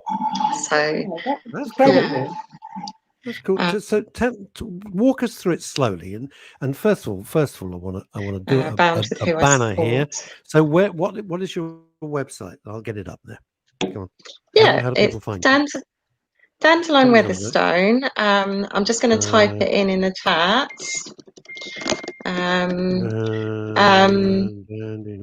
.com. And Weatherstone, like weather, then with the word stone. Weather, yeah, I've just put it in the chat for you. Yeah, it's WEAT. There we go, it's in the chat. Okay. So basically, with regards to sponsorship, I had companies had two-tier travel actually offered to sponsor, and they did sponsor quite a bit, and I'm very grateful for that. They came to me and sponsored £35 a pair of knickers, and then I offered social media exposure, and I got their logo on my website, and what I try to do is link up the sponsee to the sponsor, because quite often they both have a story of why they're doing what they're doing. So I did have. Did you start? It's a very niche business, and when I read it, and I read all the blurb several times, and I thought, well, this is blooming niche. How on earth did you think of creating this specific product? Because it's not something that would naturally just come to top of mind, would it?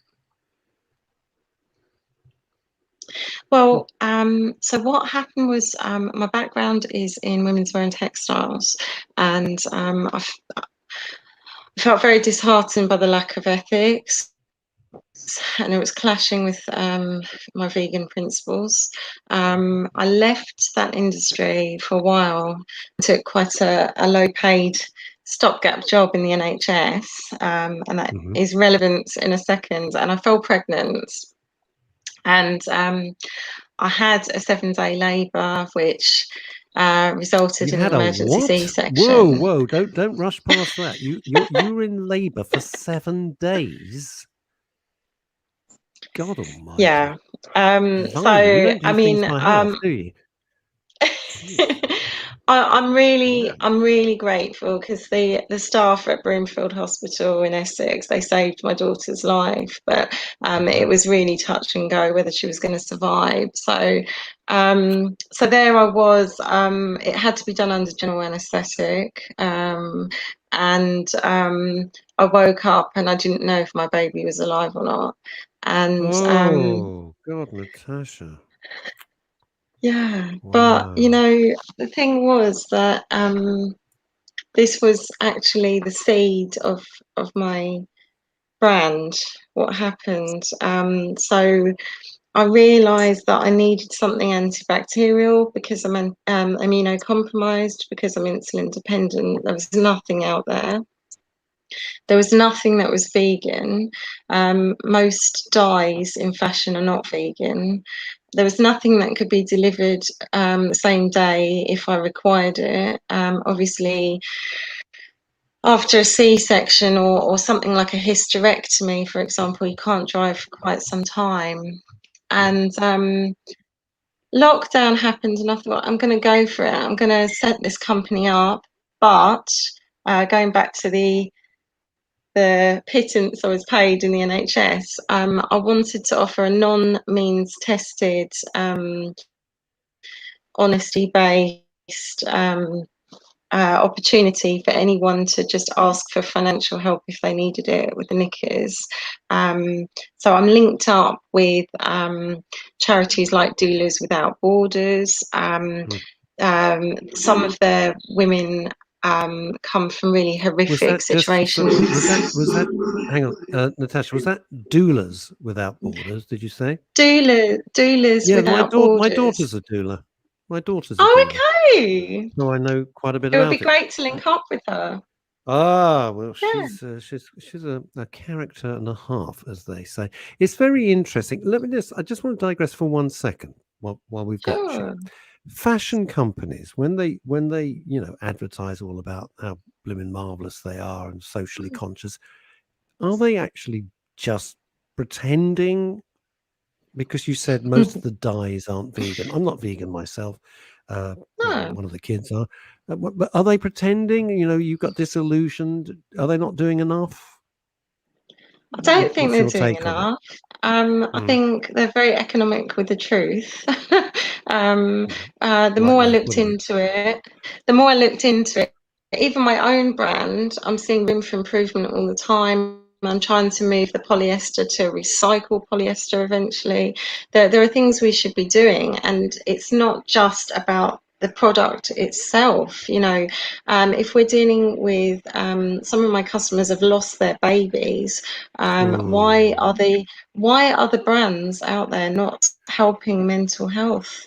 So I did like thank you, Natasha. Thank you. There you go.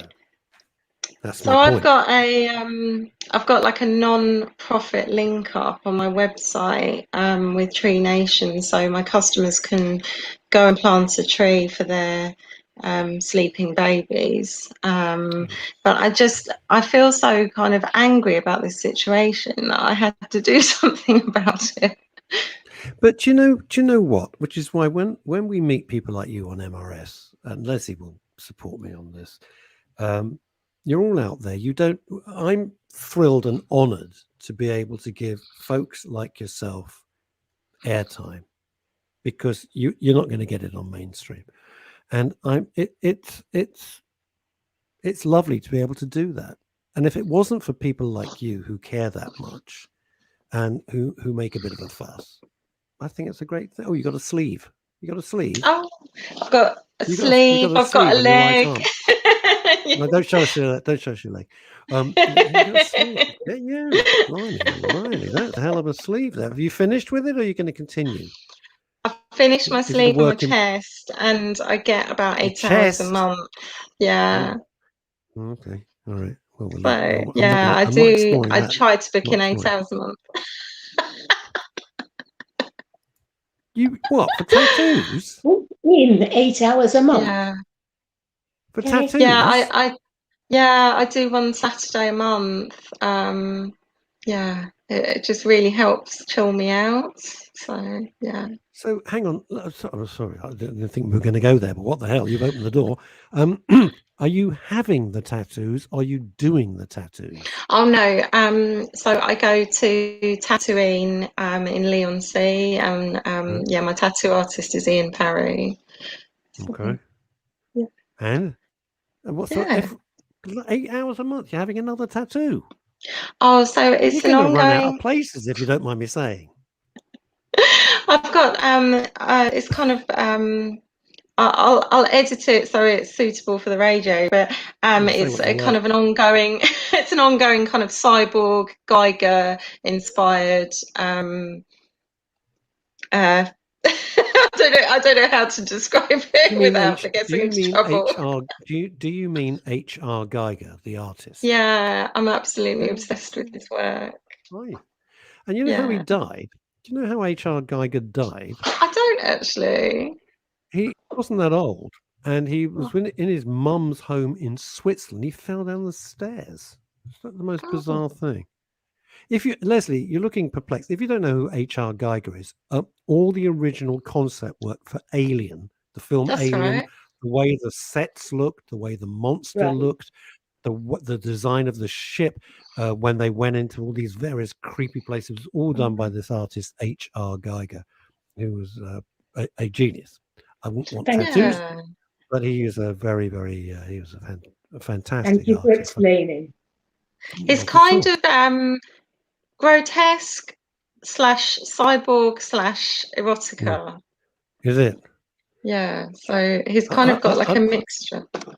Yeah. I'd be a bit terrified if I saw aliens suddenly leaping out of your left leg. I mean, I would be running the hell out of the room. I'm just putting it out there. I'm just saying. Right. Can I ask a question of Natasha? Are the inks vegan? I mean, I'm guessing they must be if you're having them.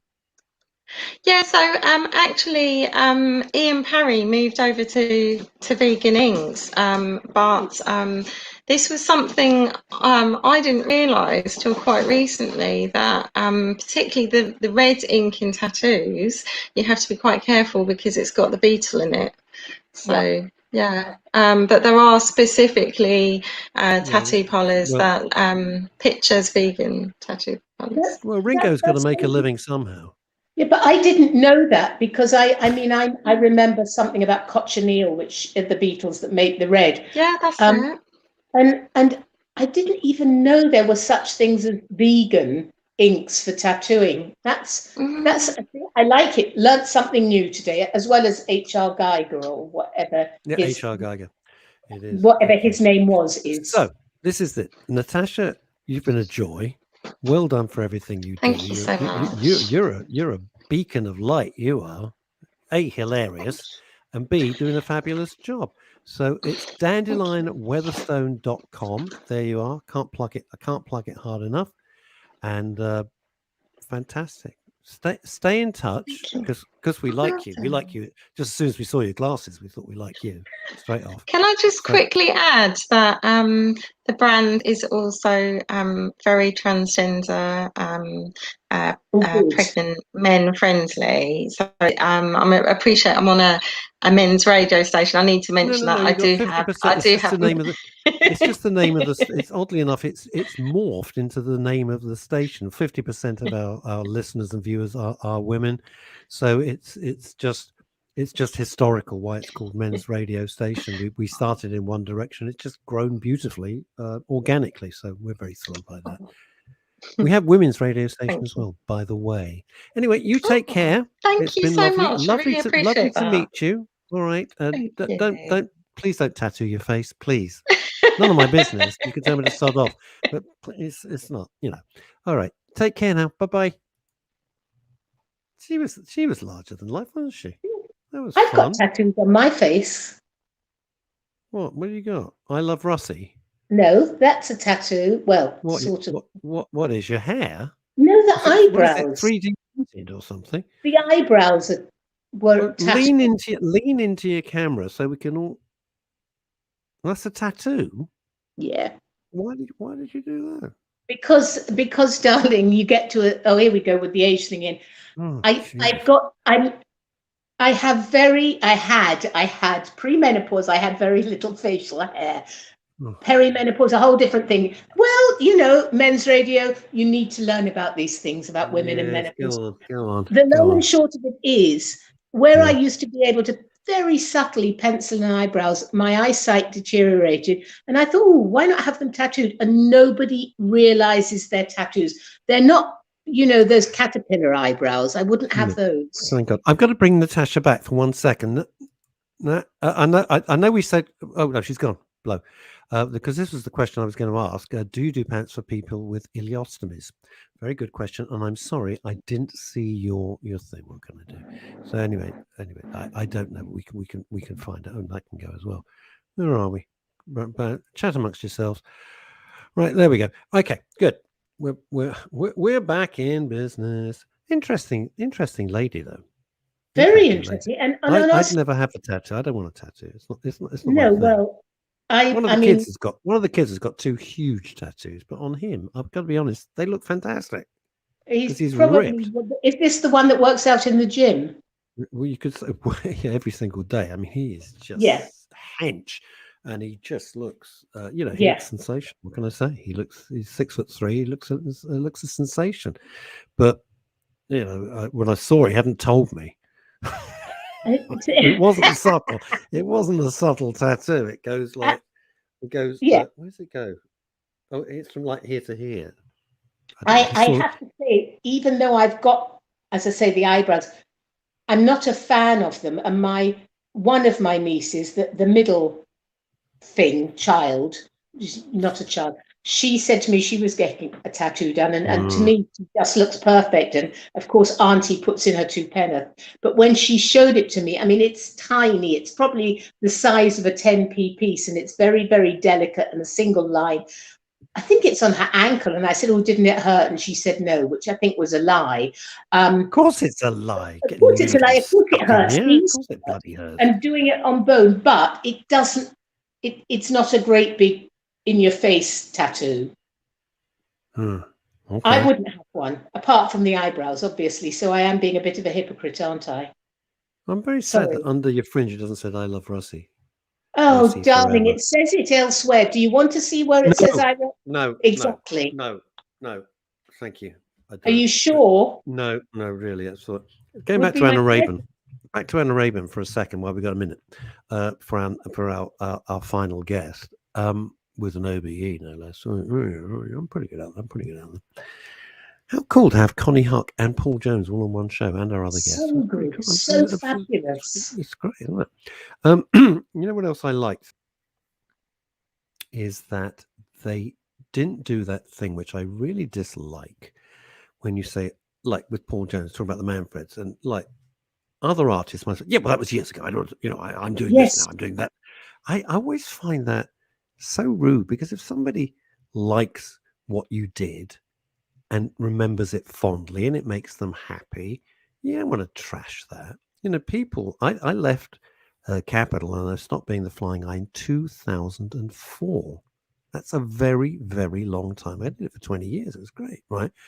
But people bring it up virtually on a daily basis. And to be honest, I'm flattered they remember it. It's lovely that they remember it. And I don't do, I'm doing this, I don't do that, because they've got fond memories of it. And I think it's a lovely thing. I don't ever think about it, and I've never traded on it. Once it was over, and I moved on to other stuff. And with 20 years of extremely happy memories and making lots of wonderful friends, like your good self, we're still all friends. I mean, what you heard was what you got, was the same thing. But I've never got that when people go, yeah, well, that was a long time ago, love. I'm not. It's like, why do you do that? Why not just accept it? And that's what made you famous. That's why people, I don't mean you, but I was going to say I didn't know I was, but I think the other thing I picked up on with both of them that I thought was lovely, shut up, was how they listened to the guests that they were with, and they let them speak. They didn't do the "I'm a star" and take over bit at all. Not at all. No, not at all. And Connie was you could see she was genuinely kind of like, oh, that's cute. When you showed the Blue Peter badge, she doesn't do, well, that was years ago, and I'm doing, I'm a serious presenter. Why do that? And of course, I'm still overcome by Paul Jones. You have to understand, it's still. I understand that. He'll probably phone you later. They probably phone you. My head, shut up. In my head, I'm turning it over. I had a conversation with Paul Jones, and I think I was fairly normal. I don't think I was over the top. And well, the dribbling and salivating wasn't that attractive. It wasn't that attractive. I'm going to be honest with you. I didn't think it was. Saying that, I'm friend. I'm saying it with kindness. It wasn't visual dribbling. You couldn't see.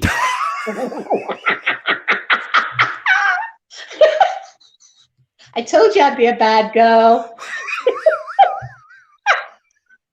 See, can't have me back on What with Anna Raben. You know what I'm like. There is no holding me back.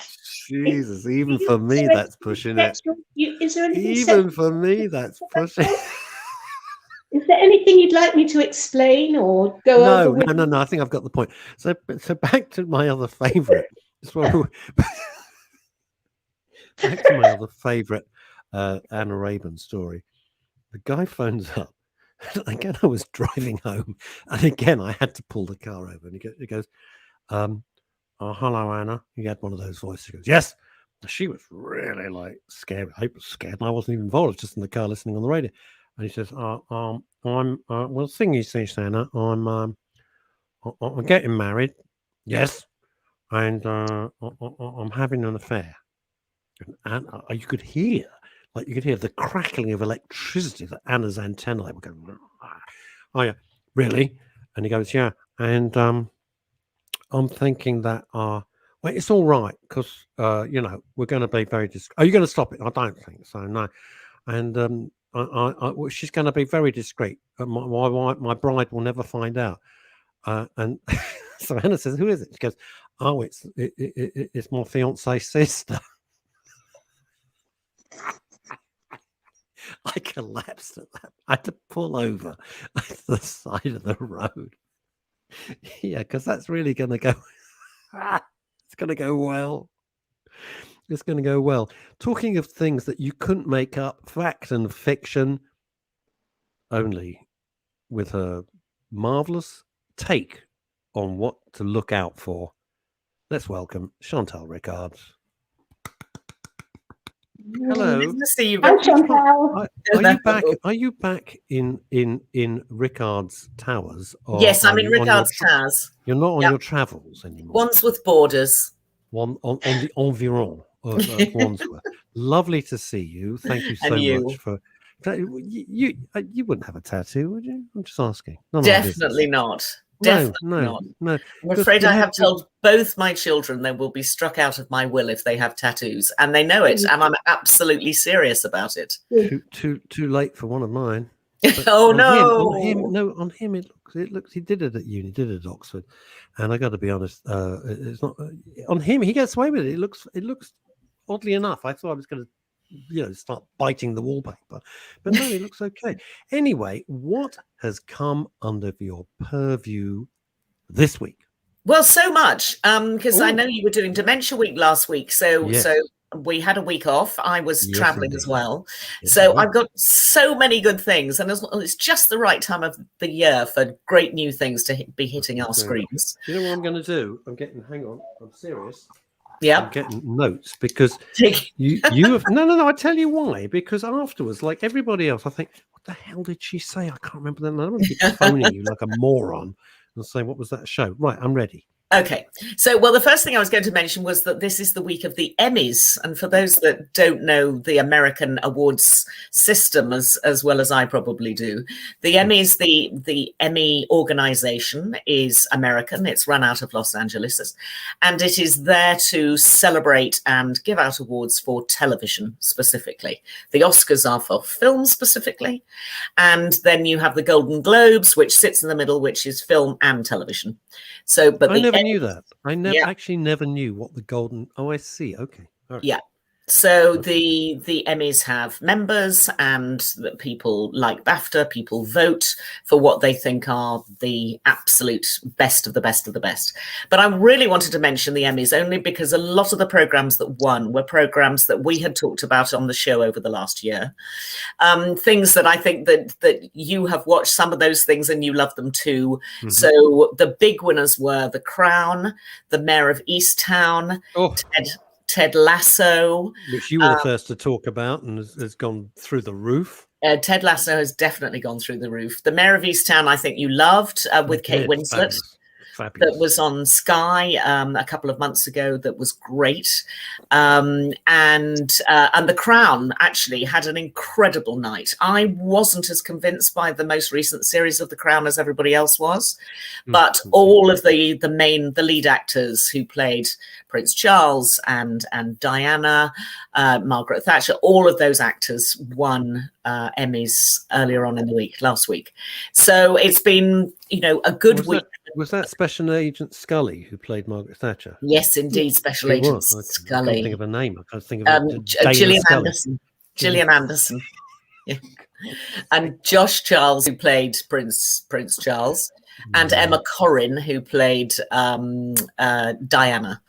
So they all won. And then I think there were 3 big acting awards for Ted Lasso. Jason Sudeikis, Brett Goldstein and Hannah Waddington all won for their acting roles. And then The Queen's Gambit also won, which I think we'd also talked about on the show. Yes, you did. Decided that I still haven't seen that.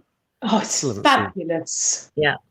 It's a good series. I think there's going to be a court case about it because one of the original female Russian grandmasters, chess grandmaster, has complained about how she was portrayed in it. Not the woman who was in the title role, but there was a reference to a Russian grandmaster who is now a woman of 81, who is now suing for $3.5 million, I think, because she doesn't feel as though she was portrayed appropriately. Anyway, Chantal, there's a slight diversion because I know you got low, but we've got some time this week for once. What do people do if it's one of these shows? I mean, take Bohemian Rhapsody, because they took one character and they made him out. Forgive me, the name's gone out of my head. It was one of the early managers. And they made him out to be a complete buff. The guy was played by Mike Myers. It was unrecognizable. Yeah, they made him out to be a sort of intellectual gorilla and a buffoon, and he was anything but.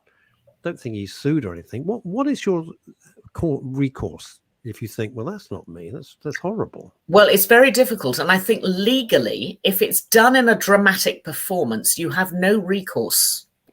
So even if somebody portrays you on television and portrays you as something that you firmly believe that you're not, you've got no recourse against it as long as it's reasonable.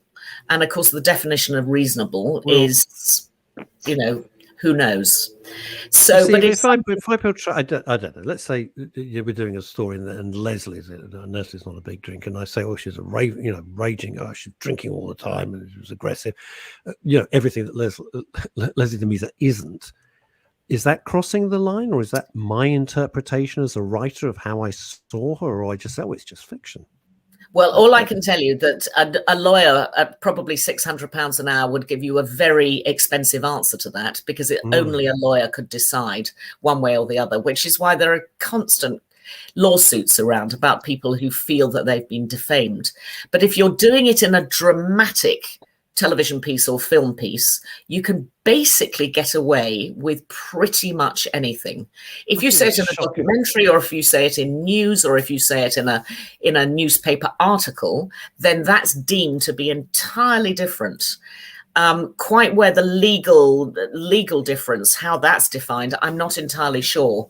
But I'm no lawyer, sadly. But it would be worth finding out from an intellectual property lawyer, or a defamation lawyer, I should say, as to how they would work that one out. And if you can find one for just £600 an hour, grab it, because that is a bargain. A freaking bargain. God almighty. It's a horrible thing, though, isn't it, Chantal, that you can just say, well, I've never really liked so-and-so, or just for the convenience of the storyline for this scene, I'll make this person out to be X, Y, and Z. It's both. I know it's very common, but it's also very lazy, and it's very unfair on the person who's at the receiving end of it. Yeah, I was defamed once by a national newspaper, and there was a story that suggested I was something that I wasn't. That in terms of my background, it's not a particularly interesting story, other than the fact that I was able to prove that they were completely wrong in what they were suggesting. And I wrote to them, and they wrote back within 2 hours saying, on this point, you are completely right. We will print a retraction if you want, but we don't see that there are any damages due to you. And in fact, I never responded to it, because I just thought, I don't want to pick a fight with a national newspaper. I don't want to shame them publicly. I just thought, just let it go, because I didn't want them being on my case for the next 30 years of my television career. You know what it is? It's really hard to take the higher ground and the long view. But the one thing everybody has to know is you're not going to win, because a libel the minimum that you have to have in your financial war chest is 100,000. That's for starters. Yeah. So a newspaper, that's chump change for anybody else. What are you going to do? Sell your house? Yeah. And I personally thought the people who know me will know that this is nonsense, and the people who don't know me, I don't care about anyway. So I just thought, you see, that's so just true. park it. That was so wise. I'd have probably been banging my head against the wall. Right. So that's the Emmys. We seem to like that. So, people were a little bit critical of Gillian I can remember her name now. Gillian Anderson. Yeah. They were a little bit critical. They didn't think it was really Margaret Thatcher, but hey. Whatever. No, well, and nor did I, to be honest. I didn't think it was the most convincing performance, but I think Americans, have an exaggerated view of probably what our prime ministers are like and our royal family are like. So it worked for the voters for the Emmys. I think for me as a Brit, it was less convincing as a portrayal of Margaret Thatcher. It felt a bit more like a pantomime role than the real Margaret Thatcher. Yeah, that is what. Did you see it, Leslie? I did see it, and I was thinking actually, because Meryl Streep did such a phenomenal Margaret Thatcher, anybody else trying wouldn't even come a close second, really. I mean, I thought Gillian Anderson was okay. I thought, I have to say, for me, the standout in it was Olivia Colman as the Queen. Yeah. I thought she was just breathtaking. She was fab. But the Thatcher thing. Listen, I couldn't do it. And she was fine. Well, that's their job. But that's their job. It's like saying I couldn't drive a Formula One car and win a race, but that's their job. It's not. Yeah. Of course, it's their job. But it's also the job of makeup and a voice coach and everything else. And it can't be easy to take that on, to take on being someone who I was going to say still alive. No, she's not. See, this is good. I love the reach of the program in the station. This is Elizabeth Green. Good morning from a train just leaving Penn Station off to Long Island. Oh, how lovely. Isn't that the coolest thing in the world? Hi, Elizabeth. Isn't that great? Long Island.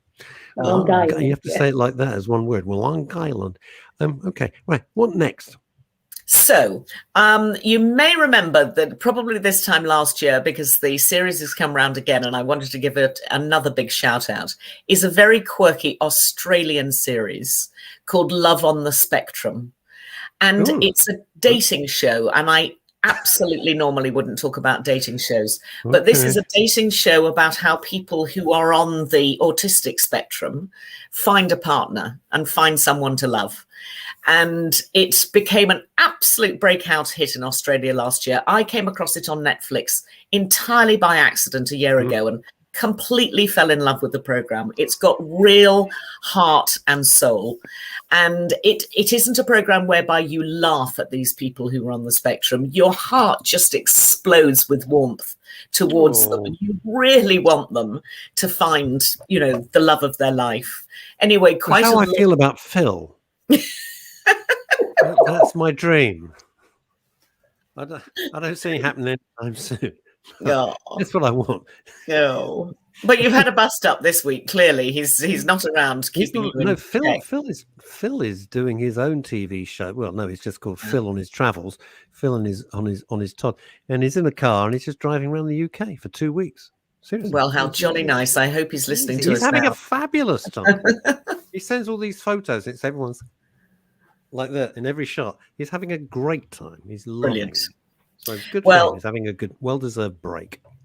Well, he and everybody else should try and find time for Love on the Spectrum, because if you think you're having a bad day, you absolutely have to watch this wonderful television series. It's only 6 parts. They're very short half-hour episodes.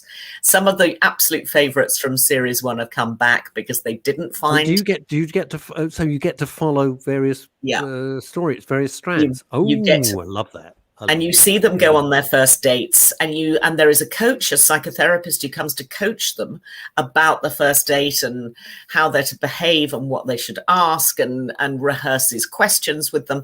It's an incredibly good television program, and everybody should watch it because it does just make you feel good about the world and about, people who care for each other and trying to find true love, which is tricky. I mean, nobody likes the first date, let's face it. Well, but it reminds me my very first and worst first date. was the guy actually proposed to me at the end of the date, and I just It's thought, not stupid. They don't want to waste any time. Well, you see, But- I'm going to change this. I'm going to just when you know, you know. no, he was certifiable. This guy. Let me well, tell fair you. enough. That's a different thing. That's a different thing altogether. Yeah. Right. It's certifiable. Hey, now as you're both ladies, I know this is very, very un-PC, but I'm going to say this. I went somewhere the other day because I wanted to have a coffee and a cigar, and I popped into the loo, and on the loo was, this is not a joke, was obviously it's the men's loo, and not that freaky, and there was a poster, and it says, "Hi, my name's Angela." And I thought, Christ, that's a little bit dodgy. It reminds me of, like, on Compton Street or something. And what it was a very clever thing. And I read it, and I don't know if either of you have come across it or your views on it. It was, if you're on a date and you're feeling nervous or you're feeling endangered or whatever, just go up and just ask for Angela. And we, the staff of this establishment, I can tell you it's Boysdale's in Canary Wharf, as it happens. We're not there for have a cigar. And I thought that was a fantastic thing. It's very clever. clever. Set up a system that if you think this is not the person who they purported to be, or I'm feeling uncomfortable, not like we're not getting on, but you know what I'm talking about. It's someone you think, this is freaky. I feel endangered. I don't like this. I want to get out of this situation. I thought that was great. Just go up to the staff, ask for Angela, and they will get you out of it in a very subtle, call you a cab and get. I thought that was terrific. Jolly good. It reminds me of a very good advertising campaign. It's a bit of a non sequitur, but not entirely, but an advertising campaign for women who were suffering domestic abuse. And they advertised on the back of supermarket receipts. And the reason they did that was so that the women would always have access to the telephone number without their partners understanding that they'd written down a telephone number that might be a safety line for them. And that's why they printed it on the back of a receipt from a supermarket that wouldn't look like it was inflammatory towards the partner. It's a very clever thing. It's sad. Yeah, it's sad. And an indictment of our times that we need to have these safety things. But I think the more we have, the better. I was terribly impressed with that. Hello, my name's Angela. I thought, what the hell is this? And I read the whole thing as I was washing my hands, and I thought that's a terrific idea. Yeah. And there's other things you can ask for. I can't remember. I didn't know if it was Boots the chemist or there was somewhere else where you could go up and give some sort of code word. Nothing like free, not John Le Carre code, something quite normal you could put into a conversation, and they would know you were in trouble. I think that's great. I will tell you one very brief story, and I won't tell you who it is, but it's damn. don't want to hear it now. But this was a friend of mine in America who was divorcing her husband. And she walked into her local bank where she knew the bank teller. And it was the day that she had to actually sign away a lot of money to her husband. And it was several $100,000. And she was pretty grief stricken, to be honest, because her marriage was ending and it was all a bit of a, and it was a horrible day. Anyway, so she walked into the bank and she'd literally just written on a piece of paper, could you write out a check for $350,000 to Mr. X? Wow. And the bank teller looked at her and smiled at her, and she knew the bank teller, and she'd written down the number of the account. And the bank teller looked at her and said, are you okay? And she went, sort of fine, but clearly she was so choked up she couldn't really speak. Yeah. And the bank teller was going, are you sure you're okay? And my friend is going, yeah, I'm fine, sort of just right, get the check done, just get the check done. And the American bank teller just held up a little note in front of her that said, are you under duress? Because she thought that maybe that there was somebody holding a gun to the kid's head, or that there was somebody, she absolutely, but this was what the bank teller thought was understandable. understandable, and good for the bank teller to even go down that train of thought. That's a good. That's, how lovely. Okay. Anyway. Next on your list. Next, now some people are a fan of the comedian Jack Whitehall. Many aren't, but he's had a very, very good run of 5 series of something called Travels with My Father. And Jack Whitehall's father was a very famous agent, a television agent, film and television agent, looked after Judi Dench and, just one Colin Firth, wonderful, wonderful British actors, and was very successful in his own right. He's now a man of 81. But for the last 5 years, Jack and his father have been doing a travelogue together. And the father is the one who's sort of really the funny person in this role, and Jack is the sort of the giggly son, but the father always has the killer lines, the absolute killer lines. Anyway, they have just wrapped it after 5 years. They've taken a trip, a two-parter, 2-episode series around Great Britain. It's definitely time for the series to come to an end. His dad is looking, sort of as though he's getting a bit exhausted by all these trips around the world. But if you're a Jack Whitehall fan, it's a great way to finish off the series, if you've enjoyed them thus far. If it was never your thing, it's probably too late to sort of get in on it, because the jokes have been there for 5 years, and if you didn't see the previous 4 series, it won't make much sense. But anyway, it's there, it's lovely, it's trending on Netflix, as I would expect, because it's actually done very well over the last few years. And it's a lovely relationship between a dad and his son, shown in a way that you just never normally see. So it's nice. I like that. The Bradley Walsh, isn't it? Breaking Dad. The Bradley Walsh. That was sweet as well. It's very lovely. I suppose I sort of invest myself in these things. Yeah. Say, oh, I could do. It's very lovely to see that interaction between a parent and a. I like that. I like that a lot. No, it's sweet. And he still calls his father Daddy, which is, such an old-fashioned thing to call one's father. But it's nice. It's nice. It's so. Thing is, I know you meant it kindly, but it's people who get sniffy about it. It's such a cruel world. So a little bit of love and friendliness, can go a long way. It's a very nice thing. Nice. I found something 2 days ago. Oh yeah. It's not a show. Well, actually, it may have been a show, but I found it on YouTube.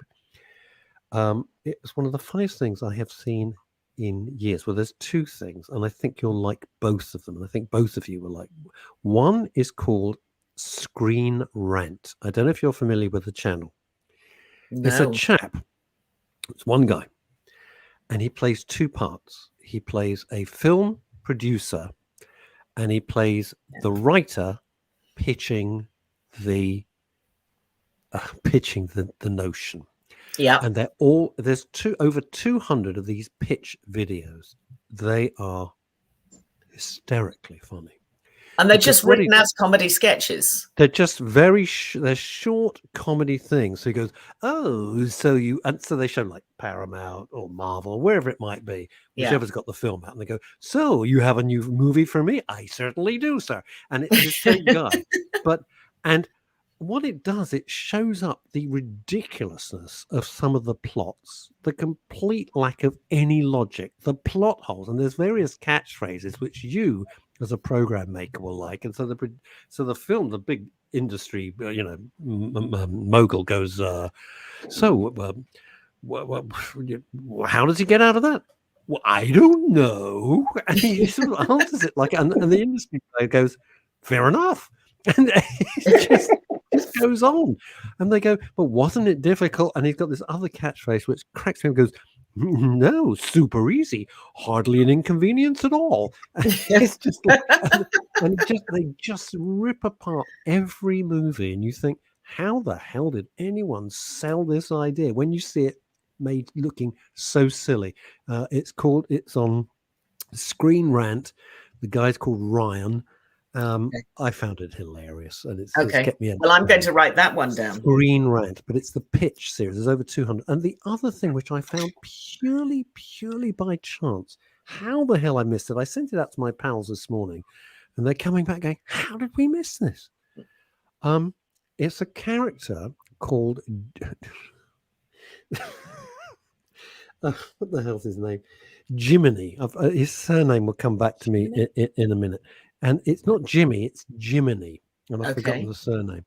And he does these interviews, and he's the rudest guy I've ever seen in my life. But the people he's interviewing are the biggest stars on the planet.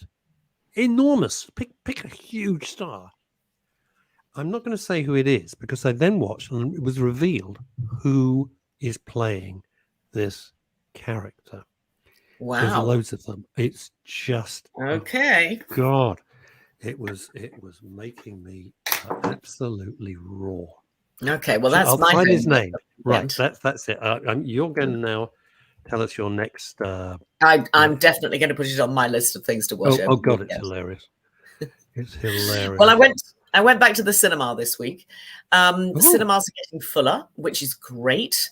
It's now what they call screening season around the world. So also as a BAFTA member, we start getting links to movies so that we can get prepared for the voting period, which is at the end of each year.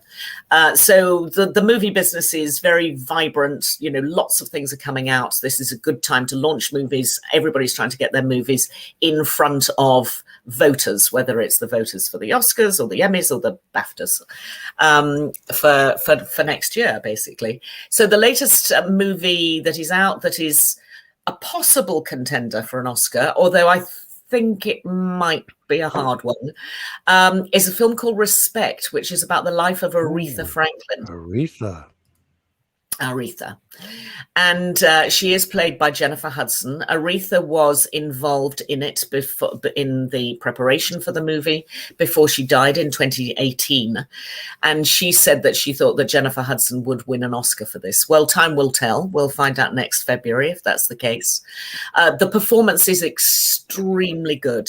The film is slightly let down by the script, I would have to say. It feels like it's just little vignettes of her life that don't hang together terribly well. So they make it. It's interesting. I won't go public with what the details were, but I was asked to write a musical, and I wanted to make the script connected and not just a jukebox where you've got some crap interlude that anyone could write on the back of a fag packet. Yeah. Then you got a great song, then you got another rubbish interlude, rubbish dialogue, great song. That's, to me, that's not a theatrical experience. Yeah, that's just me personally. But there we are. There we are. So, do you think she's going to win an Oscar? I think she might be nominated, but it's very difficult to tell this early on in award season because there will be 100 movies for us all to watch between now and the end of the year. I would say, yeah, there are normally 100 movies, something like that. But Aretha Franklin herself was a very popular character. Jennifer Hudson is very popular. She's already got an Oscar for a supporting actress role from 3-4 years ago, and she's a popular player in Hollywood. So we'll see. But I just think the film is slightly underpowered. But if you're a fan of the music, then go and see it because the music sort of carries you through. If you're a fan of the music, listen to them. My answer is you could save yourself a trip to the cinema. I'm not being rude. I'm just listen to the music if you want to do that. One of the twins is loves the cinema. It's interesting that you say it's coming back. And they're doing kind of retrospective. So he's gone to see every single episode of the Lord of the Rings trilogy. Wow. Yeah, which they were showing locally. And I said, well, was it crowded? He went, yeah, it was packed. There was five of us. He went on his own. I said, do you want company? I like to watch these things on my own. Yeah. Maybe he's fed up with me. Anyway, so it's interesting. They're doing special things. He went to the IMAX to watch Ghost in the Shell, the original anime version of it. So people who love cinema are finding their way back. I think you've been absolutely right. There are the green shoots of success. And of course, Russ, next week is Bond week. 007 is back. Finally. God almighty. thought I was going to. Didn't think I'd be alive. I didn't think I'd still be alive by the time it came out. To be honest with you. No, it is back with us. All the trailers are out there. The trailers are all online. If anybody wants to watch the trailers look great. He looks great. Daniel Craig. I was actually going to go and see him tonight, give a talk in town, which I can't. Come on, drop that in. Come on, just please drop. Just look at Leslie's face. It's a classic. Just drop it into the. Come on, say it again. No, well, for those that didn't know, BAFTA often do Q&As with big and famous stars, but there is always an allocation of tickets for the public, so one can always apply, even as a member. I didn't know that. To go to some of these BAFTA events. Ooh. So that is a BAFTA event that's being held in Leicester Square tonight. I went round to see the new BAFTA building yesterday, which was lovely. Which is it will when's it reopening? It's reopens. They've got a soft launch from the beginning of November, but I was one of the first people to manage to get in and see it yesterday, and it's looking pretty splendid. It's not like you were ex-CEO of BAFTA LA, so you'd have an in. You know, why would she have any, Paul? Here's the thing: has that been 2 years? BAFTA is if you don't know, it's a beautiful building on Piccadilly, and it's lovely inside. I was terribly impressed whenever Chantal would invite me to go, as I'm not a member, and it was very lovely. And they shut the whole thing down. Talk about good timing, because during the whole of the pandemic, it was shut while they could do the renovations. Yeah, it's been closed for 2.5 years, actually. I mean, a long time. So yes, long awaited, and everybody's looking forward to having it back. Nice. Anyway, so another series, if you haven't seen it, it's just completed a 5-part series that has been going out on BBC Two called The North Water, which is a big blockbuster of a drama. Starts in Hull in 1859, and a whaling ship is going to sea. And he's got an absolutely extraordinary cast: Jack O'Connell, Colin Farrell, some really, really sort of classy players in this wonderful piece. And it's rather like we were talking yesterday about a drama that happens in a closed and confined space, because there are no outside constraints. The vigil. It all happens inside a big black box, as it were. And this is the whaling ship as it goes off to sea. And you realise that the doctor on board takes a little bit too much laudanum. You realise that Stephen Graham, who is the captain, has actually been paid off to scuttle the ship because there's going to be an insurance claim. All sorts of things come into play. It's a very expensive production. I think a ton of money must have been spent on it. I think they said that it's the most northerly on the planet that a television production has ever actually been to film, to make it as authentic as it could possibly be. And it looks cold. You watch this thing and you feel as though you need to put a jumper on. What was that thing that they're in the North Pole? That looked freezing. Remember the one with Jared Harris? Oh, Chernobyl, not Chernobyl. No. Same sort of time period. Paul's come up with this. Can't remember. This week I've watched The Cleaner. It's a charming comedy about a crime scene cleaner and the characters he meets in the course of his work, played by Greg Davis, apparently, according to Paul. Among the guest actors are Helena Bonham Carter and Stephanie Cole. It's on BBC iPlayer. There we go. It is. Cleaner. Yeah, I saw the first episode. It's ludicrously silly, but it's very good fun. And if you like Greg Davis, and I love Greg Davis, it's wonderful. It's the premise is crazy because he is a crime scene cleaner, and every day is just going to be ghastly. But the way he plays it is brilliant, and I think he's a very good comedy actor. The thing's called The Terror, by the way. The Terror. The Terror. I've got to mention Martin. I'm going mad. Martin Clunes. In Manhunt. My God. Phenomenal. Absolutely phenomenal. Well, I watched the last series, which I was able to binge watch somehow. I don't seem to be able to binge watch this. It's on BBC. Help me out. ITV. I watched it on the Hub. That's why. Yeah. And the reason there weren't any adverts because I pay not to see the adverts because they drive me nuts. And he's so good, isn't he? Yeah. What a great actor. Yeah, it's a 4-parter.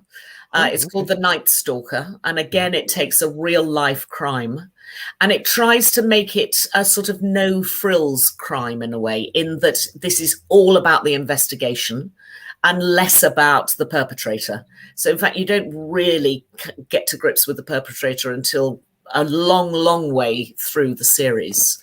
And that's rather come from the sort of Scandinavian idea, which is actually, it's all about the solving of the riddle and the criminology behind it, as opposed have you seen it all? I've seen it all. I was just about to mention it. How? So it was Monday to Thursday, and it finished last night at 10 o'clock. Oh, so I can binge watch. Yeah. And it's a story of a 17-year story of a man who was a burglar and a rapist, and strangely focused on elderly women, which is strange in itself. Even more horribly disturbing. Yeah. And I won't give the game away, but it is all about procedure, how you track down leads, what happens to evidence, whether things are followed up or not. And that all plays a very big part. Isn't it fascinating, Chantal, when we look at Neil Doudad and Martin Clunes, men behaving badly, playing two complete young idiots in a flat. And they've gone on to be such terrific, serious actors. Yeah. Just excellent, the pair of them. Clunes is very versatile, very, very versatile. And I love the fact it's so sort of low key, and he doesn't have a million problems, and he's not an alcoholic. He's just a policeman and he wants to do his job. We're out of time. I can't believe it. Where the hell 3 hours have gone? I don't know. Huge thanks to you, Chantal, as always. Not at all. Leslie, lovely Demisa. Thank you so much for your company for the last 3 hours. It's been great.